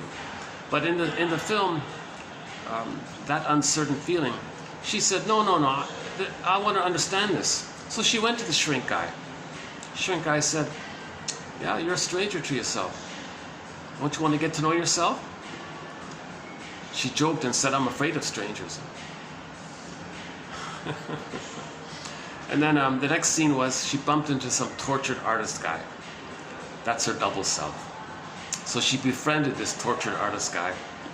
And as she befriended this person, her symptom disappeared in the end. The metaphor was she was getting to know herself. He was the double self, secret self. That story might as well be like a fantasy story. It's not really meant to be seen as like a real character.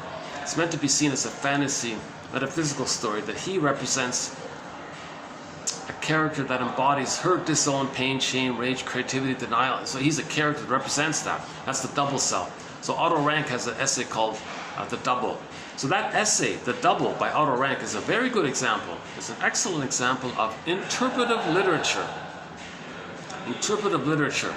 You read that essay, just a short essay by Otto Rank called The Double. That's a very good example of interpretive literature. Mr. Freud there, in German, when he wrote in German, he got the Goethe Prize for literature. See, Mr. Freud was writing about psychoanalysis and all this. So he got an award by the literature community. The Goethe Institute, or the Goethe Society, whatever, gave Mr. Freud an award. Gave him the Goethe Award. Goethe, literature, right? So Goethe was a guy who was, Goethe had the story about Faust, right? So Faust is also a good story, interpretive example. So Freud and Faust, not Freud and Goethe. share things in common. So it makes sense that Freud would win the Goethe Award, right? Maybe Ibsen could win the Goethe Award. Or we can have an Ibsen Award. Ibsen is also sort of in that area. Like the Peer Gynt story. Robert Bly says the women's movement began when Nora slammed the door in Ibsen's story, The Dollhouse. The unhappy housewife who's being treated like the guy's mother, like a servant or something. I'm tired of just taking care of you like your mother. So she slammed the door. That's when the women's movement began, he said. Robert Bly. So Ibsen was talking about the emotionality that women were feeling in 150 years ago, whatever it was.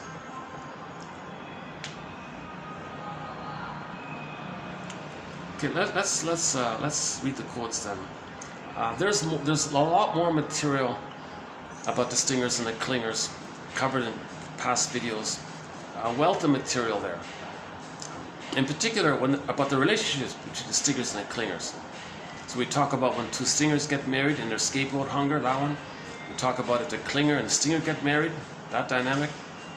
Clingers get fed up finally and leave finally after 6 years and write 6 to 7 years, and then write a self-help book entitled Codependent No More. So we've talked about that in previous videos. Let's just trace back to that point about literature.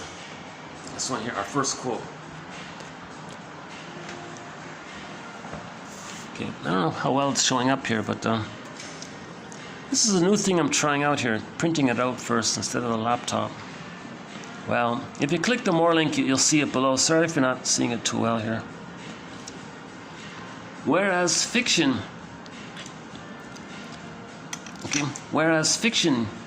gives something more than pleasure.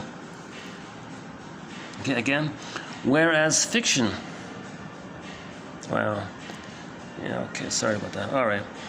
Whereas fiction gives something, oh, sorry, pardon me, unless fiction gives us something more than pleasure, it hardly justifies itself as a subject of college study. Unless it expands or refines our minds or quickens our sense of life, its value is not appreciably greater than that of video games, bridge, ping-pong, etc. To have a compelling claim on our attention, it must yield not only our enjoyment but understanding. The experience of humankind through the ages is that literature may furnish such understanding. Right, like Faust, the Faust story by Goethe, right, the Peer Gynt story by Ibsen, etc. And it can do so effectively. It has done so effectively, literature, that the depiction of imagined experiences can provide authentic insights, like Otto Rank's essay, The Double. Well, yeah, so the fiction, the essay is non-fiction, but he discusses the fictional story, the play called The Student of Prague. There's a play called The Student of Prague. That's fiction. So that's interpretive literature. Otto Rank was discussing that story. Quote, "The truest history," said Diderot, "is full of falsehoods, and your romance is full of truths." Fiction may be classified into two broad categories: literature of escape and literature of interpretation. Escape literature is that written purely for entertainment, to help us pass time agreeably. Just pass the time agreeably, that's all. You know, I gotta say, a lot of people, you know, you see a movie or something, you want to talk about it, like interpret it, oh no, oh no. Like, no way. Like, it was just there to pass the time, agreed. Don't talk about it, don't reflect upon it, don't talk about, interpret it, or don't analyze, nothing like that. When you appreciate, well, what do you like about the film? Oh, the special effects. I like how the technician made it. Like, they'll distract. Like, they want to talk about the real issue, right? There's a lot of that's very common. The escapist attitude, right? That the hunger for escapist films, escapist TV shows, escapist this, escapist that. Escapist literature is that written purely for entertainment, i.e. to help us pass the time agreeably. Interpretive literature is written to broaden and deepen and sharpen our awareness of life. Escape literature takes us away from the real world. It enables us temporarily to forget our troubles. Right? It distracts you from your troubles. You don't want to understand your troubles. You just want to, Right? Interpretive literature takes us through the imagination deeper into the real world. It enables us to understand our troubles. Escapist literature has as its only object pleasure. Interpretive literature has as its object pleasure plus understanding. There's the difference, right? Pleasure plus understanding. A story becomes interpretive as it illuminates some aspect of human life or behavior. An interpretive story presents us with an insight, large or small, into the nature and conditions of our existence. It gives us a keener awareness of what it is to be homotraumicus. It helps us to understand our world, our neighbors, and ourselves. Interpretive writers take us behind the scenes, where they show us the props and mirrors and seek to make clear the illusions. Just as there are two kinds of fiction, there are also two kinds of readers.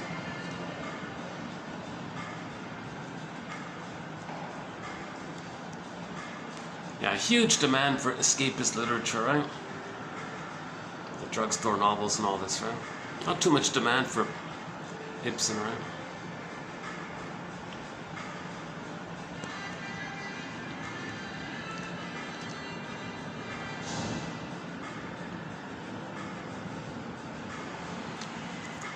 I like this quote. Maybe it's obvious, maybe it's sort of taken for granted or assumed or well known or something, but I like reading it nonetheless.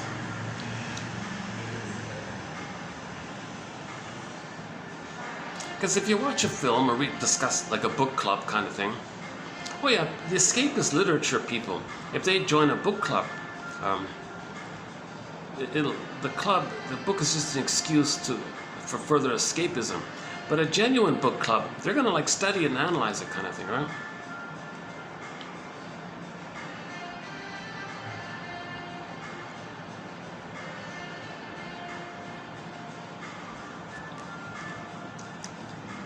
Psychodynamic counselors.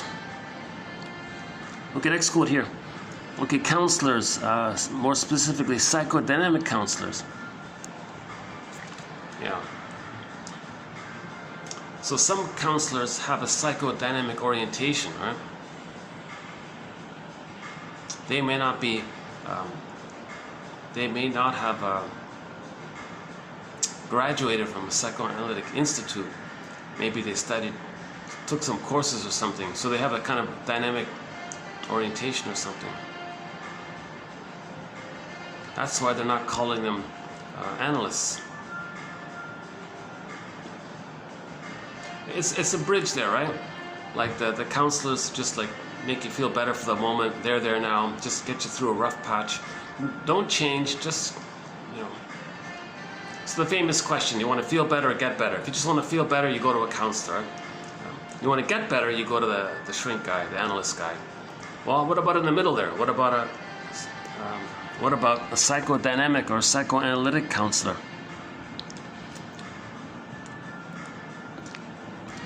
Unless they're using the word counselor to mean analyst. Okay, whatever. Psychodynamic therapists, to one degree or another, will always be trying to attend to and understand the particular flavor of and developments in the relationship between them and their clients, as a key way of seeing the client's inner world in action.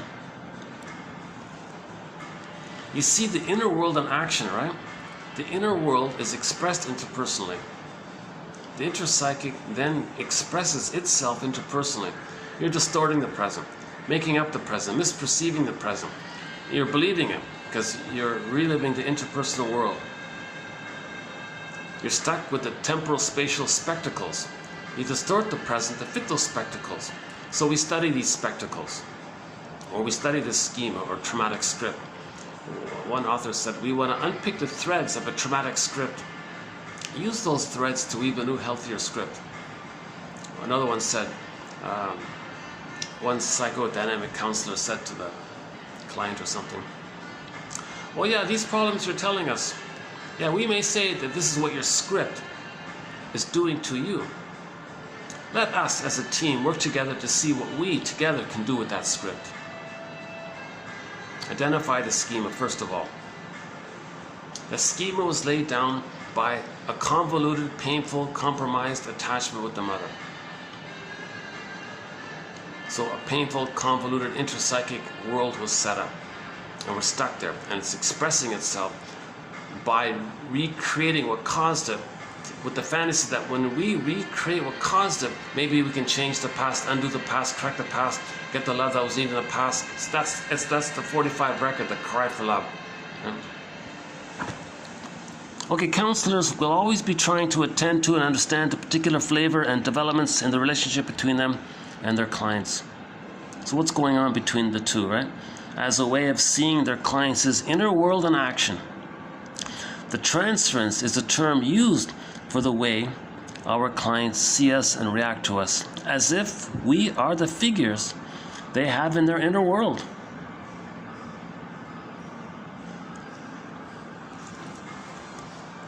So my favorite example is still from that lady who wanted to have a kid, but said, wait a minute, let me first go to the counselor, the analyst guy. So, therapist said to the client, you're letting me know what kind of childhood you had. Really? What do you mean? You're letting me know what kind of mother you had and how it felt being with her. Go on. You're putting me in the role of you, and you're playing her, and I feel a tug to feel maybe what you felt with her. And she got it. It was a therapeutic turning point. Later she had the baby. She was emotionally available and was able to be a mother for the baby. She didn't need to use the baby to replay trauma. Oh, this guy just came. Let's see. Make sure.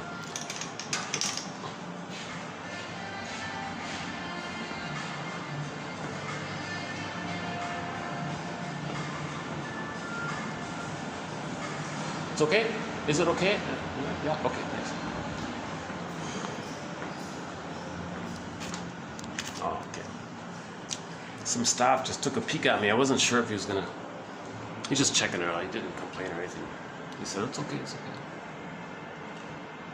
But that means, yeah, why don't I finish this up on the next, on the other side there. Let's go across the path there and we'll finish this.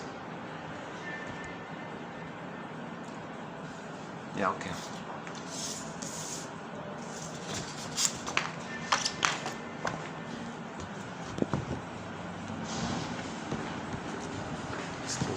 Well, maybe they saw the lights. Is that it? All right, there we go. Give these guys a break.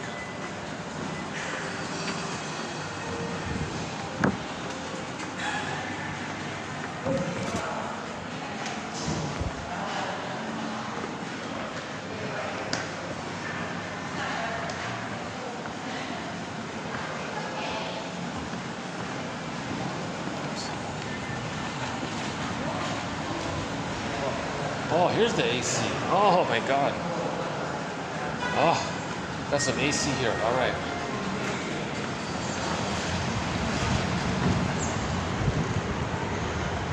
Still haven't figured out what this is.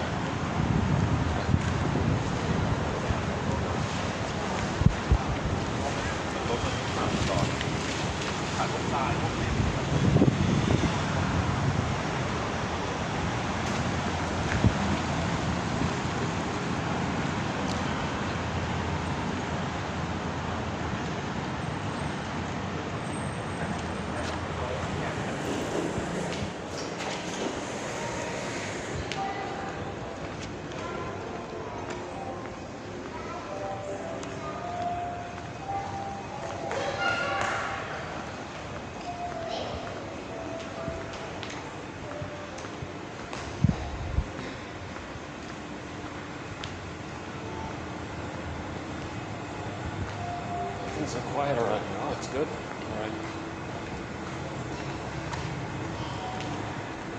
Got somebody right there. Okay.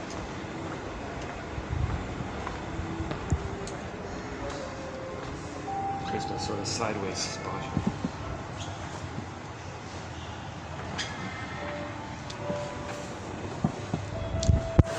How's the lighting here? Yeah, we're okay here?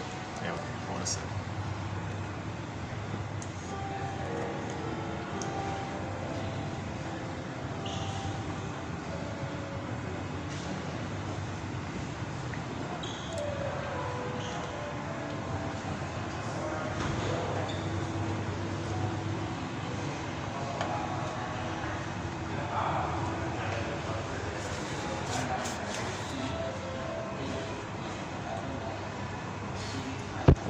I did see one empty spot. Maybe I can use that one, yeah.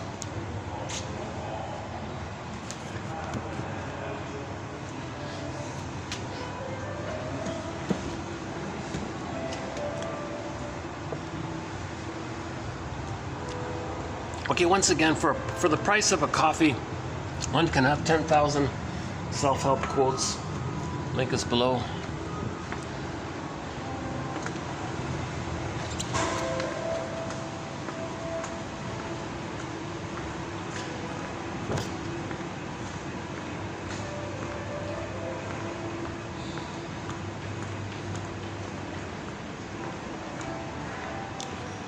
These always get used.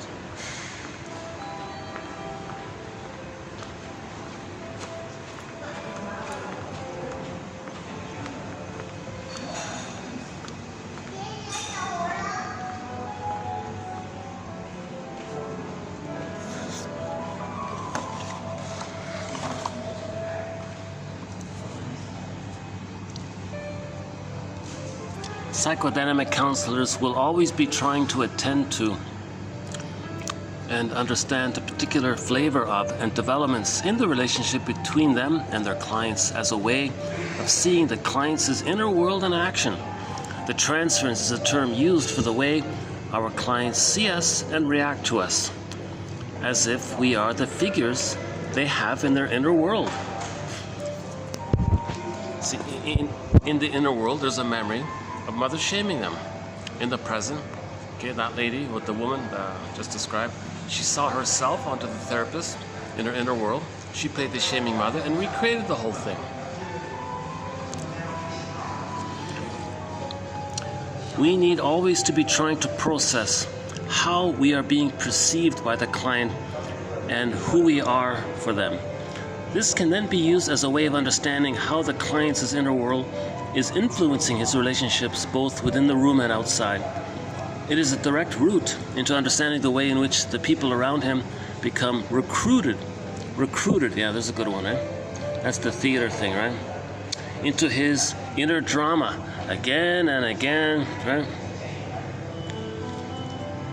Perhaps paradise harks back to an earlier psychological state. Okay, there's just a note there about the symbiosis, right? It's a psychological state, right? The oneness. So when people talk about paradise, it's the emotionality being one with the mother, the fusion, the symbiosis. Unico mystica, unio mystica, participation mystique. participating in this big, powerful mystery, that you're one with this big, this is the whole paradise. We mentioned Goethe earlier. Yeah, here's a quote from the literature guy, Goethe. Robert A. Johnson's book is not bad, discussing the Faust story. He does an abbreviation of the Faust story, Robert A. Johnson, in one of those little books of his. It's either the masculine one or the transformation one. Anyways, Robert A. Johnson has a series of these little pamphlets. In one of them, he talks about the Faust story. It wasn't bad in there. Yeah, he says, we start off with Don Juan thinking, then more complex three-dimensional thinking, like a conflicted character in literature, and then the Faust. I mean, at the end of the Faust story, meaning like the Faust Part 2, he was more integrated and became an elder and all this, right? And so Goethe said, as long as you haven't experienced the following: to give up your egocentricity and so to grow, you're only a troubled guest. Okay. Okay, next one here. Here's a good example. Here's a good example of the Jocasta style of mothering. Jocasta. Okay, here's a very typical good example of the Jocasta style of mothering.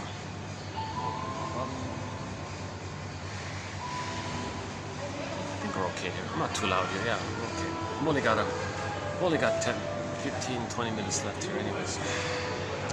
So the Jocasta style of mothering is when the mother uses her child, boy or daughter, to comfort her, please her, meet her grandiosity, soothe her, take care of her, be a parent to her. She's parentifying the child or partnerifying the child. She's using the child to meet her needs. A mother doing this is said to be using the Jocasta style of mothering. She's not being like an authentic mother to meet the baby's needs. She's using the baby to meet her needs. So here's a typical cookie cutter example of this.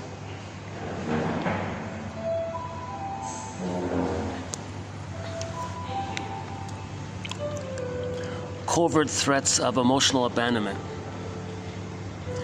Covert threats of emotional abandonment.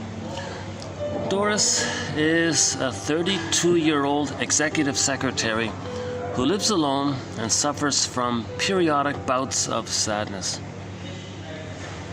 When she was 13, she was invited for the first time to spend the night at the home of a friend. She phoned her mother to tell her this and to say that she would be home the following morning. Her mother replied, "Who's this?" "It's Doris." "I can't hear you. Who's speaking?" "It's Doris, your mother. It's Doris, your daughter." "I'm sorry, I still can't hear you." Discouraged, Doris gave up and mumbled, "Oh, never mind, I'll come home."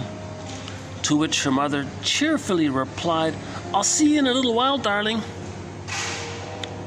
Doris had been subjected to this kind of covert control from the earliest years of her life.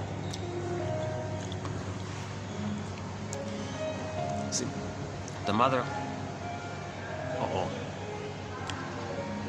Okay, just in case, let's move from here. Okay, hold on a sec.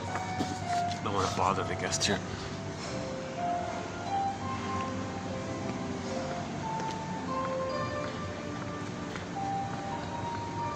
Well, let's see.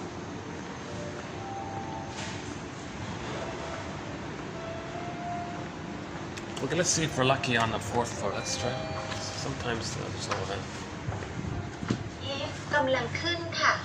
Going up.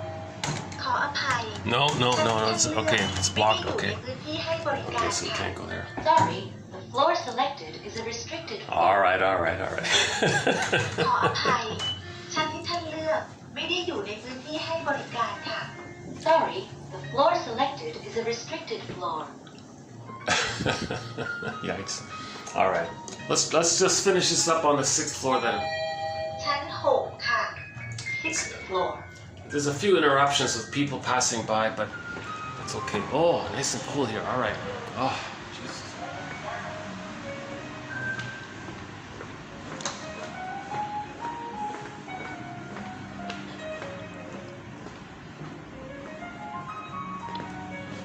Let's close this. They always leave this door open. It takes away the AC. Huh?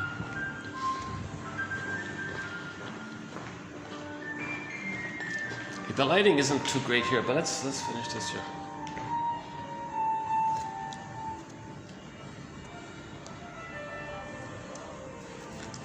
Yeah, so the mother wouldn't support her autonomy. The mother's saying, you want to be on your own, you won't have me. You'll lose me. So Doris didn't have that kind of...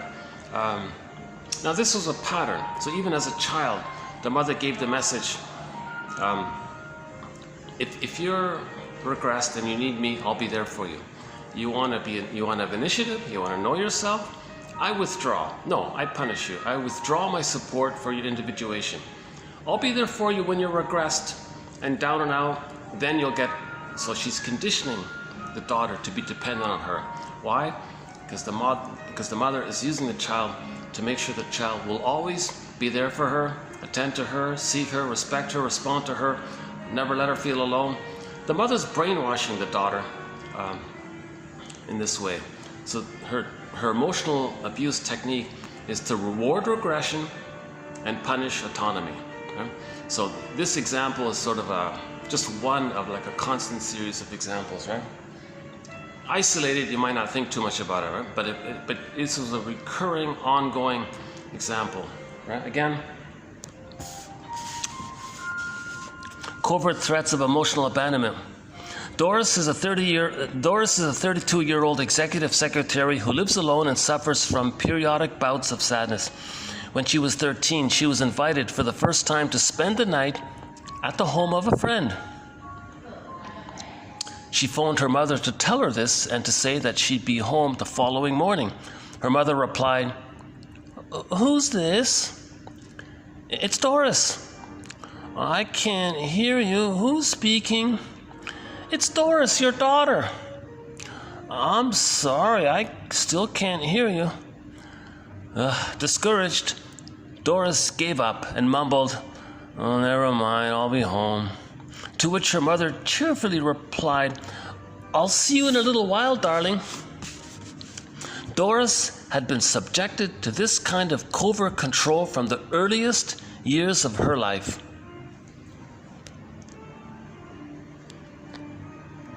Right? So, Doris has the electric complex. She can't be autonomous. She doesn't have memories of the developmental phase that mother was there for her for that time. Mother withdrew her life force support. Okay? So when the child is exploring and getting to know himself, the child needs to know that the child can get to know himself not at the cost of losing the mother. That the mother's got to be a secure base and say, "I'm here, you're safe, it's okay."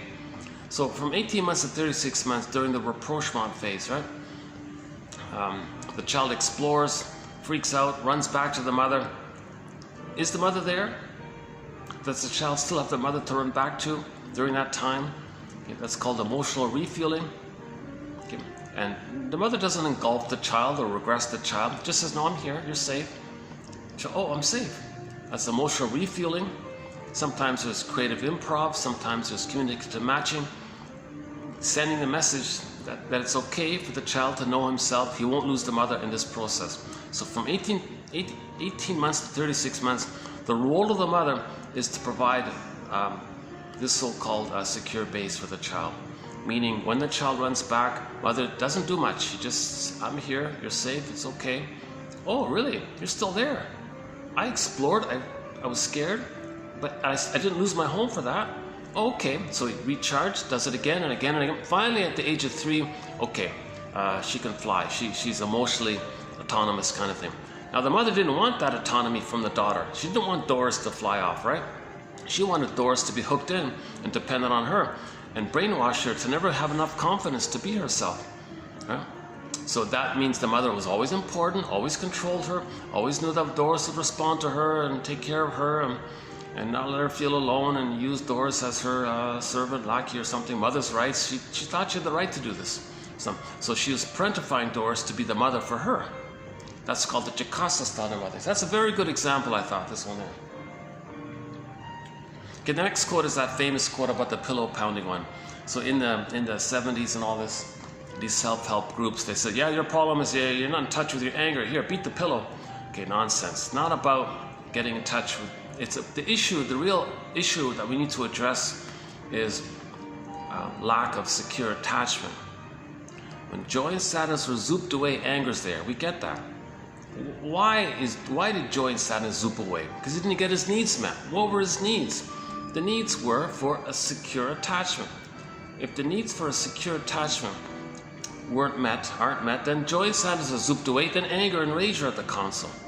So just beating the pillow, we get that. We get that you're angry. You got to go underneath. Why are you angry? Okay, you're angry because joy and sadness are zooped away. Why were they zooped away? Because the needs for secure attachment wasn't provided. That's why joy and sadness were zooped away, and then anger's at the console. You go to a self-help guru, oh, your problem is you didn't beat the pillow. Oh, give me a break, right? Pillow pounding to get the rage out is the fashion in some encounter and therapy situations. You know, maybe like Esther and all these things, right? I don't know. Is an exercise in futility. What is at issue is not access to anger, but avoidance of attachment.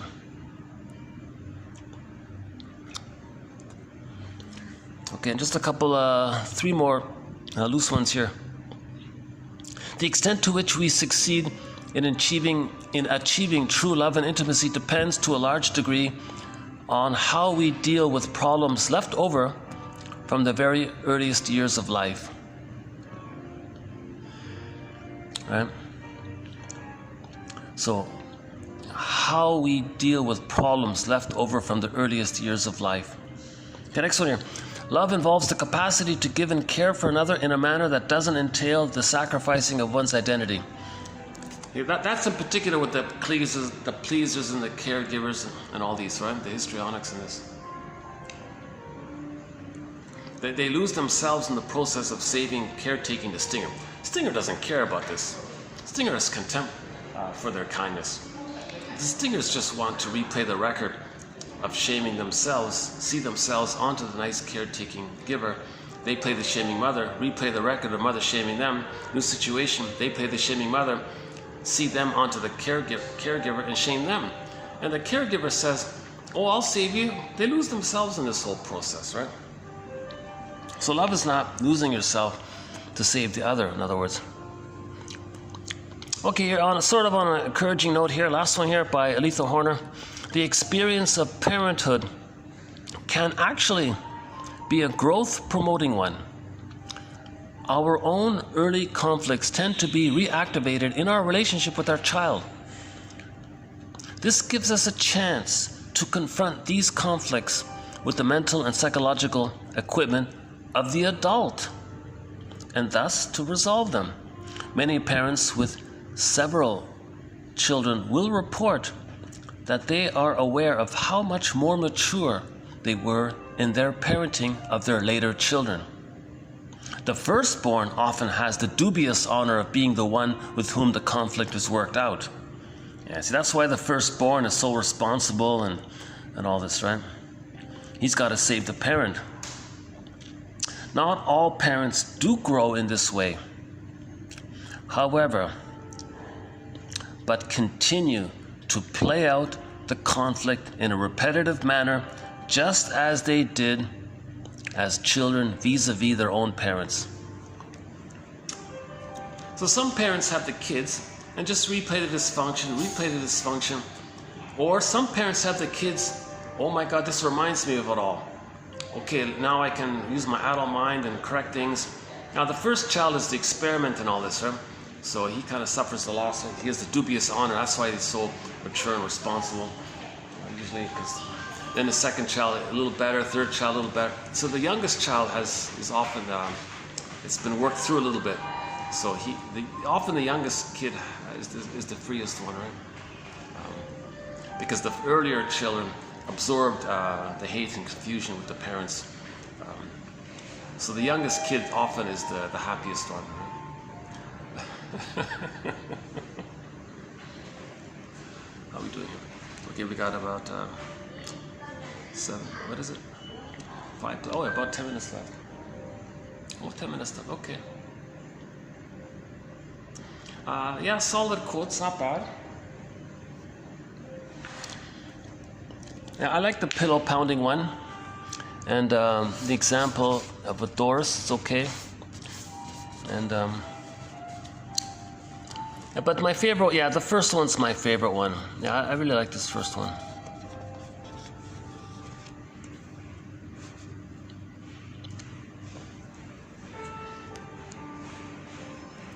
Okay, so this has been TQ 2713. We'll be adding more quotes to our various threads, so stay tuned. I think the next video, TQ 2715, I think I've got like a backlog of sort of like loose little quotes, so I'll bundle them up to create 2715. So we'll do an assortment of quotes. Once in a while I have a video like that. But that's okay, sometimes there's some good stuff that comes out. Like a potpourri kind of miscellaneous ones. So again, we have a thread on each of the major defense mechanisms like projection, projective identification, identification with the aggressor, negative magic gesture, repetition compulsion, reaction formation, rationalization, issue of symbiosis, and we have like those are all separate threads in of themselves, right? Each of the personality patterns is like a whole thread. The narcissistic pattern and the branches, how it branches off. Okay, the BPD pattern. Okay, the histrionic one is also a new one. Right? And Iago's a key one. Iago's filled with envy, right? Okay, the bully pattern's one. And the healthy one as well. We do have the healthy one. We do have the healthy one, right? I mentioned TV show and film quotes. That's a major thread. Good place to start, as mentioned before, TQ 2599 by the Route 69 show. And yeah, so 60 chapters or e-booklets, or so as mentioned in the elevator was in the elevator or before that, just for the nominal price, it's just like a sort of just a logistics thing. Just for a minimal price, one can have this encyclopedia.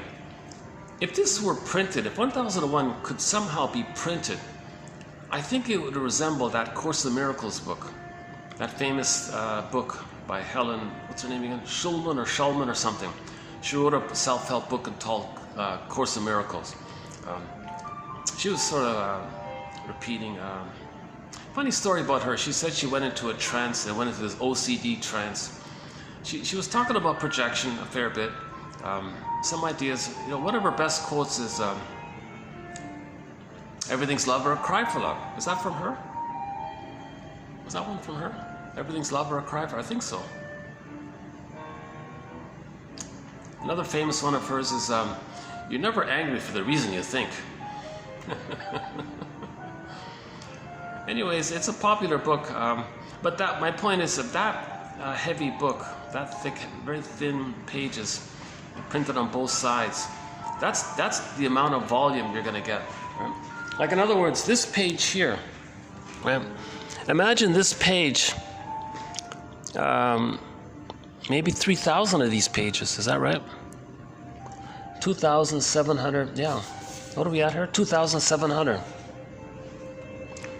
So let's just say 2,000. Imagine 2,000 of these pages, right? 2,000 of these pages. That'd be like that Course in Miracle book, wouldn't it? 1,000 pages on double-sided, right? Something like that. So it's a very generous, rich body of knowledge. If it's on your iPhone, you can just refer to it.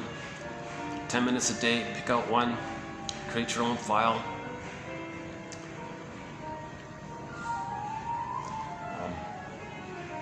We do have a thread on self-help quotes and exercises. So we do I statements, and what's the hardest thing about? You fill in the blank. You know, a lot of self-help slogans like, how's this like your life? You complain about something. By the way, complaining, Tina Gilbertson says, means you don't believe that you can have something better. That's why you're complaining. It's that block there. I want something better, but I don't believe I can have something better. So this complaining issue is sourced back to that point somehow. So Tina Gilbertson, a self-help author, we do her TRUTH acronym, TRUTH, about helping one to be okay with having a feeling. We do these sort of steps there. Susan Campbell's book called From Triggered to Tranquility, her exercise called the Unilateral Repair Statement, which we covered in 2360. Eric Burns' book, the Rosenberg Guidebook, Offner OFNR, Observation, Feelings, Needs, Request. So we do have some self-help kind of material there. How are we doing here? 6 or 7 minutes left. You know, we could take a peek outside, see. Yeah, why don't we take a peek outside? Yeah. Let's just leave this here. Yeah? All right. Oh, no, let's hide it. Hold on a second. Let's hide it. Let's hide it here. Okay.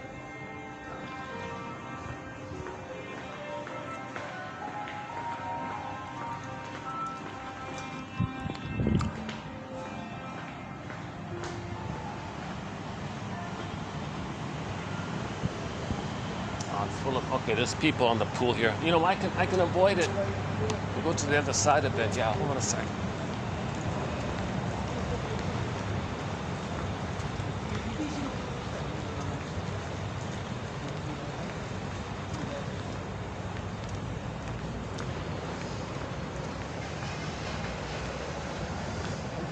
All right.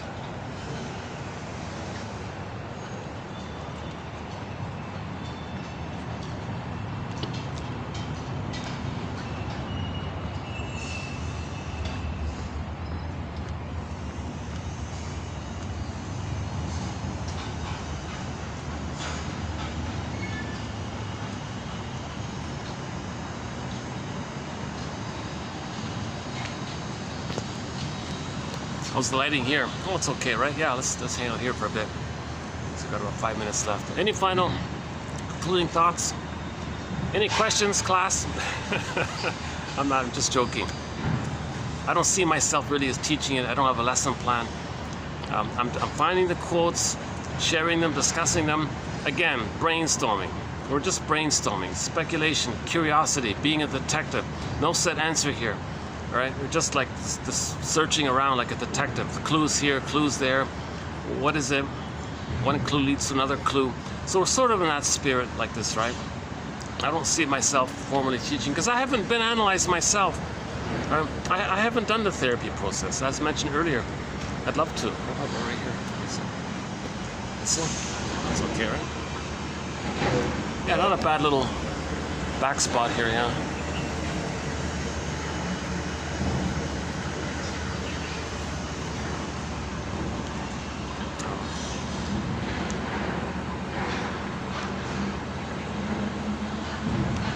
I can only last like 10 minutes out here, geez, yeah.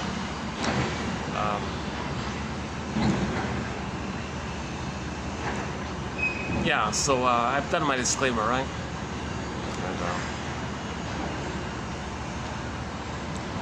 And humor. We've got a thread on humor, the psychoanalysis of humor. Yeah.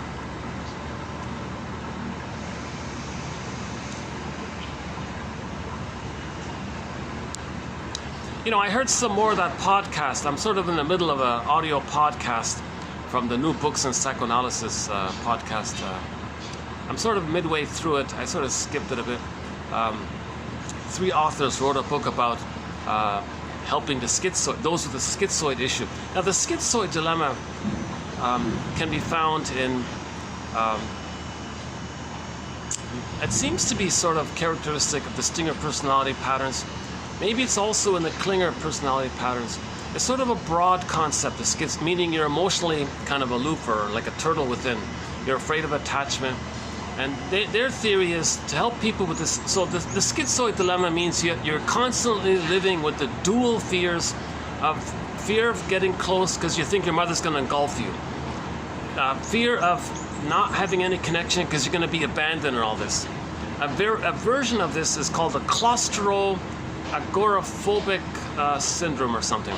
Okay, so in the uterus, you're in the uterus. You're trying to get born and there's too much stress going on. You have the experience of too much fear and stress while you're in the uterus trying to be born. There's something's going wrong there. You may end up with some kind of later on feelings of claustrophobia because it triggers those feelings of a near-death experience while you're in the process of being born or something.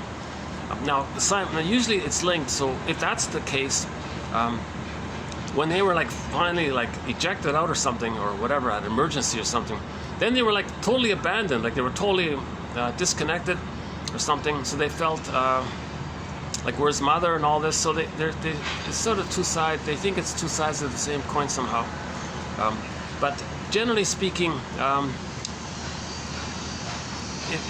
in relationships they want a relationship, but the moment they try to have a relationship, they step back because they think, no, it's too anxiety provoking because the memories is either in the womb you're enclosed and you're like claustrophobic, like that, or you think, or you had a very overly demanding, overly controlling mother, control freak mother, something like that. Now, because the person didn't get enough love to be autonomous, if they reject the abandoning mother, then they have no mother. Then there's the abandonment. So that's considered sort of the schizoid dilemma. The dual fears of being too close, triggering feelings of being engulfed by the mother. Not having a connection, triggering feelings of being abandoned by the mother. So you're always stuck back and forth. Step forward. Masterson's sort of like joke-like example was, imagine you're in a coffee shop talking to your buddy, and he can't keep the chair still. He shuffles the chair forward to connect to you, but he thinks, oh my God, it's too close. So he shuffles the chair back. Oh my God, it's too far. Where are you? He's going to be. So he shuffles the chair forward. Again, like before, he feels he's going to be engulfed. So he shuffles the chair back. Oh, he's going to be abandoned. He spends the whole time shuffling the chair back and forth. How would you feel? You say, oh my God, stop shuffling your chair. Pick a spot, settle. So emotionally, people may go through like that emotionally with people. They can't get close. They step back, forward, back. They can't settle in any kind of. That's the schizoid dilemma. So they're saying their theory is the original relationship, the original